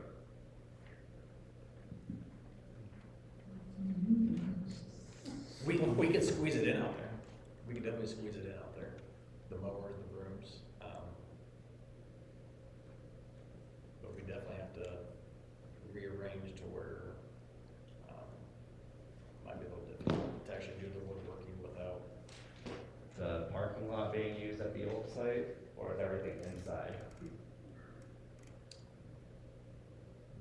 At the old site, the new site. At the bus barn. At the old bus barn. The old bus barn. Right now, I keep my snow blades there. I keep trailers there. So yeah, there's a few buses there. So that fenced in area is being used too. Where could you go with that equipment? Sooner or later, we gotta make a decision on that building. You have a spot, or we need to build another bus barn. I don't think we need to build another bus barn, but that one's really cheap right now, so.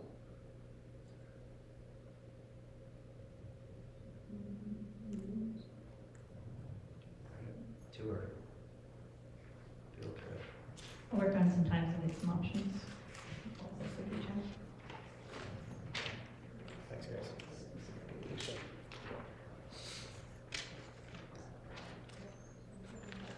Next up is our fiscal year 27 certified budget discussion.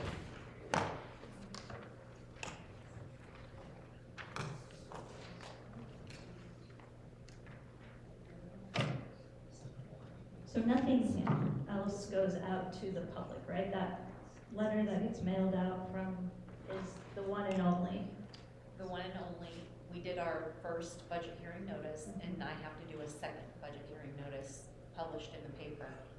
But nobody else is gonna get any more paper documents that now reflect an 1170 number based on state legislation and covering the budget guarantee.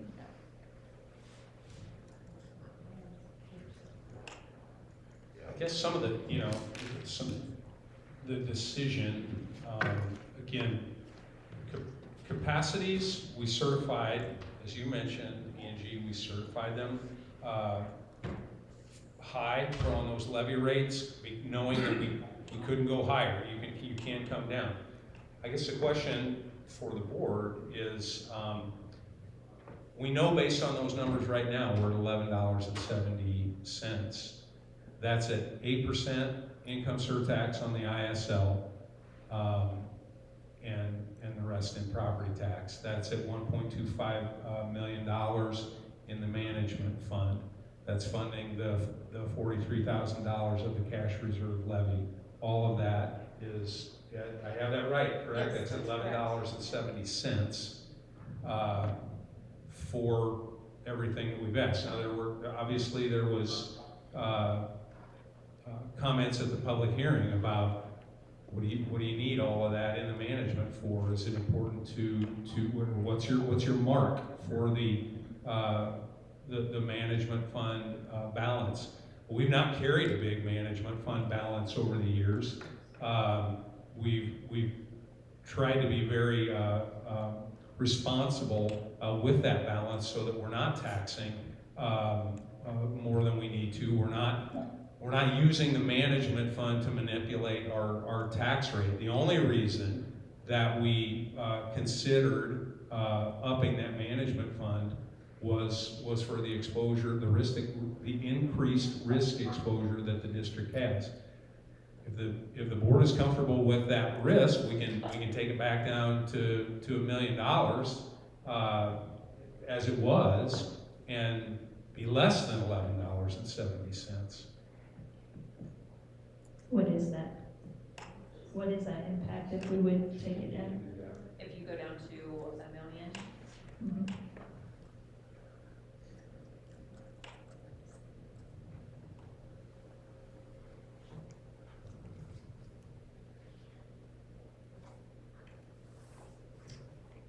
$11.35. And then our tax rate, it'll go up, down. I think we need to look at dropping back down to 5% on the income tax. To raise it back up, make it more steady. John, your analogy is saying, well, that way the renters pay it.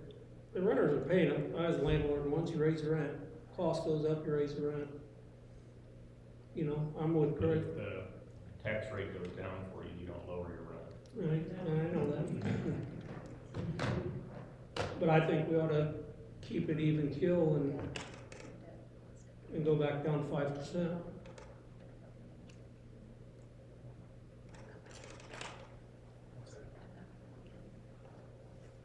Jessica's computer died, battery was not. It was a lengthy meeting,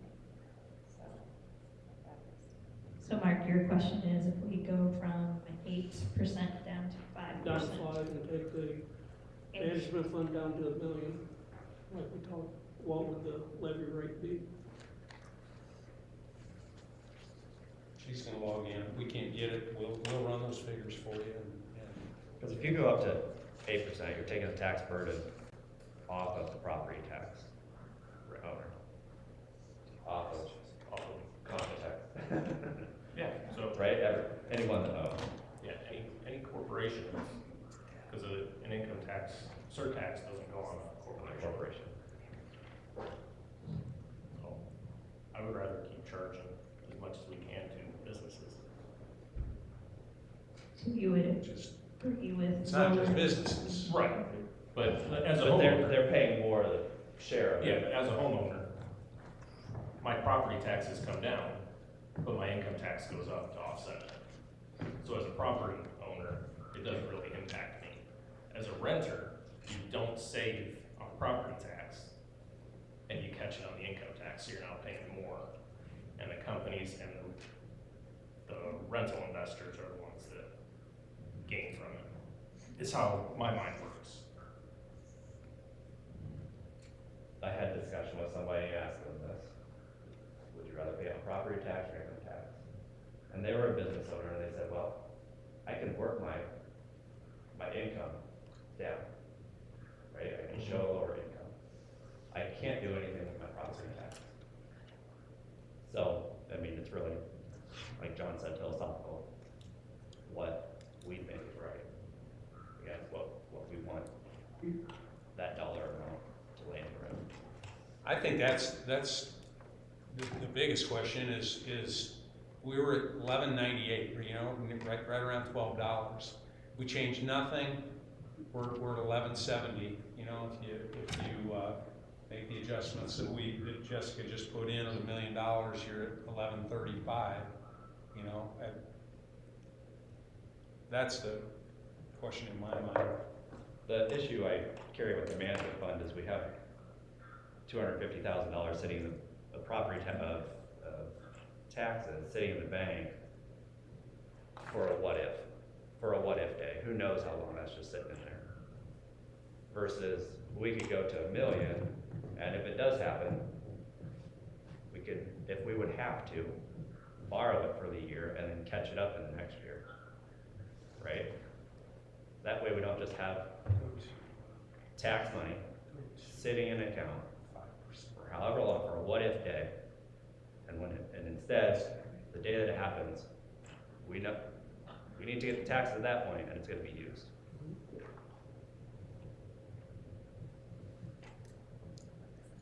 I don't think it matters how much that we're talking about, but I think we have to consider that our community is fairly old, and we have a lot of taxpayers that are on fixed income. I think we really need to consider that and say, okay, is there some loop? Can we make a change somewhere else? Can we do something else besides? I mean, it would be nice every time something went wrong, go out and raise taxes, but I don't think that's the proper way of doing things. Once again, my opinion. So, Taxpayer. as a taxpayer also, you know, I would like to avoid swings, big swings. We have no idea whether the state is going to fund the budget guarantee beyond this year. We have no idea.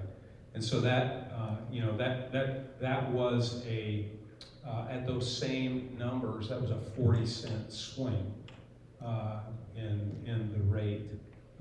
So just keep in mind, those are things to keep in mind. If you go to 5% on the income surtax rate and $1 million on the management fund, the overall levy rate goes to $11.75. I think I'd like to see a projection on the management fund for the end of the year, since right now we're up 300,000 the rest of the year. Yeah, end of this fiscal year.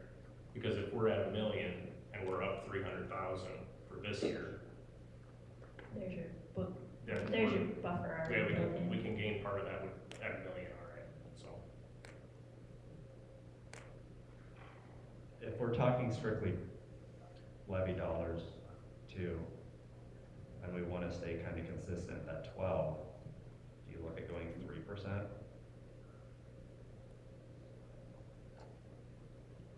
You're talking income surtax? Yes.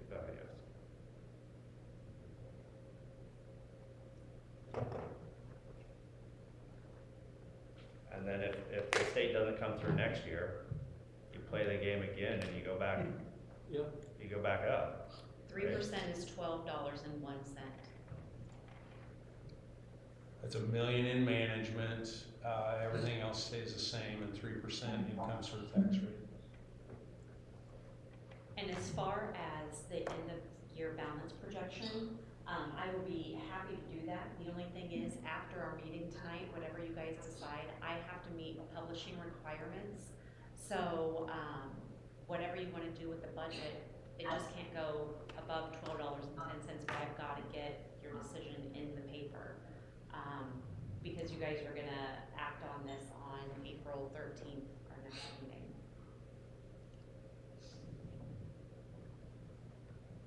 So we have scenarios that, right now we're at 1170 is the new number with published Yes. inputs. If we drop, we can go anywhere from 1135 by dropping down the management with no changes to the income surtax. We could go up to 1175 by shifting from 8% to 5%, or we can go to 1201, shifting from 8% to 3%. So you have a range there, so it comes down to what do you want to end up with here? What target are we shooting for, knowing that we're at 1197 current for the current year? Could I just say, I would be very comfortable with, if you decided $1 million in the management fund, you don't want to go to that next 250,000, I think that's fine. We have a balance, and I agree with that concept. If you had an issue, there are other ways to skin that cat, if you have an issue. So, again, based on the public comments and it being responsible to our taxpayers, I think $1 million in the management fund, I would be very comfortable with that. And then you can, then you can decide, again, philosophically, what the income surtax, rate should be. So it's 4%. Yes. So, I guess split the middle, Yeah. negotiating. That's right, go for we have the other two. I think that's probably going to put us closest to where we're currently at. 4% is $11.88. That sounds wonderful. it. Yeah, $1 million and 4% in Yes. surtax.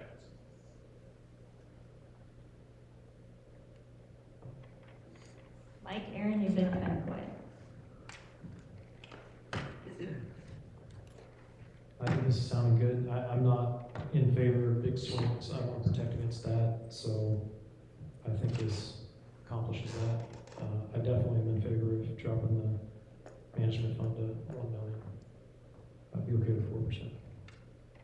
So then our next published proposal would be one management fund down to 1 million and the income surtax to 4%. Okay, so we're actually decreasing taxes. On the first published hearing notice, it was an increase to what we currently are, and that's what they were referring to because it said, the slight increase in property tax rate is due to declining enrollment and increased costs. So there will not be a sentence on the second published hearing notice at all. You only have to put a sentence if you're confused. We've put a sentence in that there's no increase in property taxes, but there is a decrease in income surtax. I can't. Are we all okay with that public notice going out? Consensus, yes? Yes. Yes. Do you have, Jessica, do you have what you need? I do, thank you very much. The last item that we need to discuss is April committee meetings. Obviously, April is one of those months where it's the 13th, so our normal would be on the 2nd and 3rd. Obviously, that doesn't give a lot of time as far as financials, right? Would financials be done for the 3rd? No, because I won't have the bank statement. I have a conflict on the 2nd, so I would prefer we push them by a week, if that's okay with people. The 3rd is Good Friday too. Oh, true. That's another good point. All right, so do we have consensus to hold April committee meetings on the 9th and 10th? Yes. Mark, are you good? Yes. Kevin, are you good with that?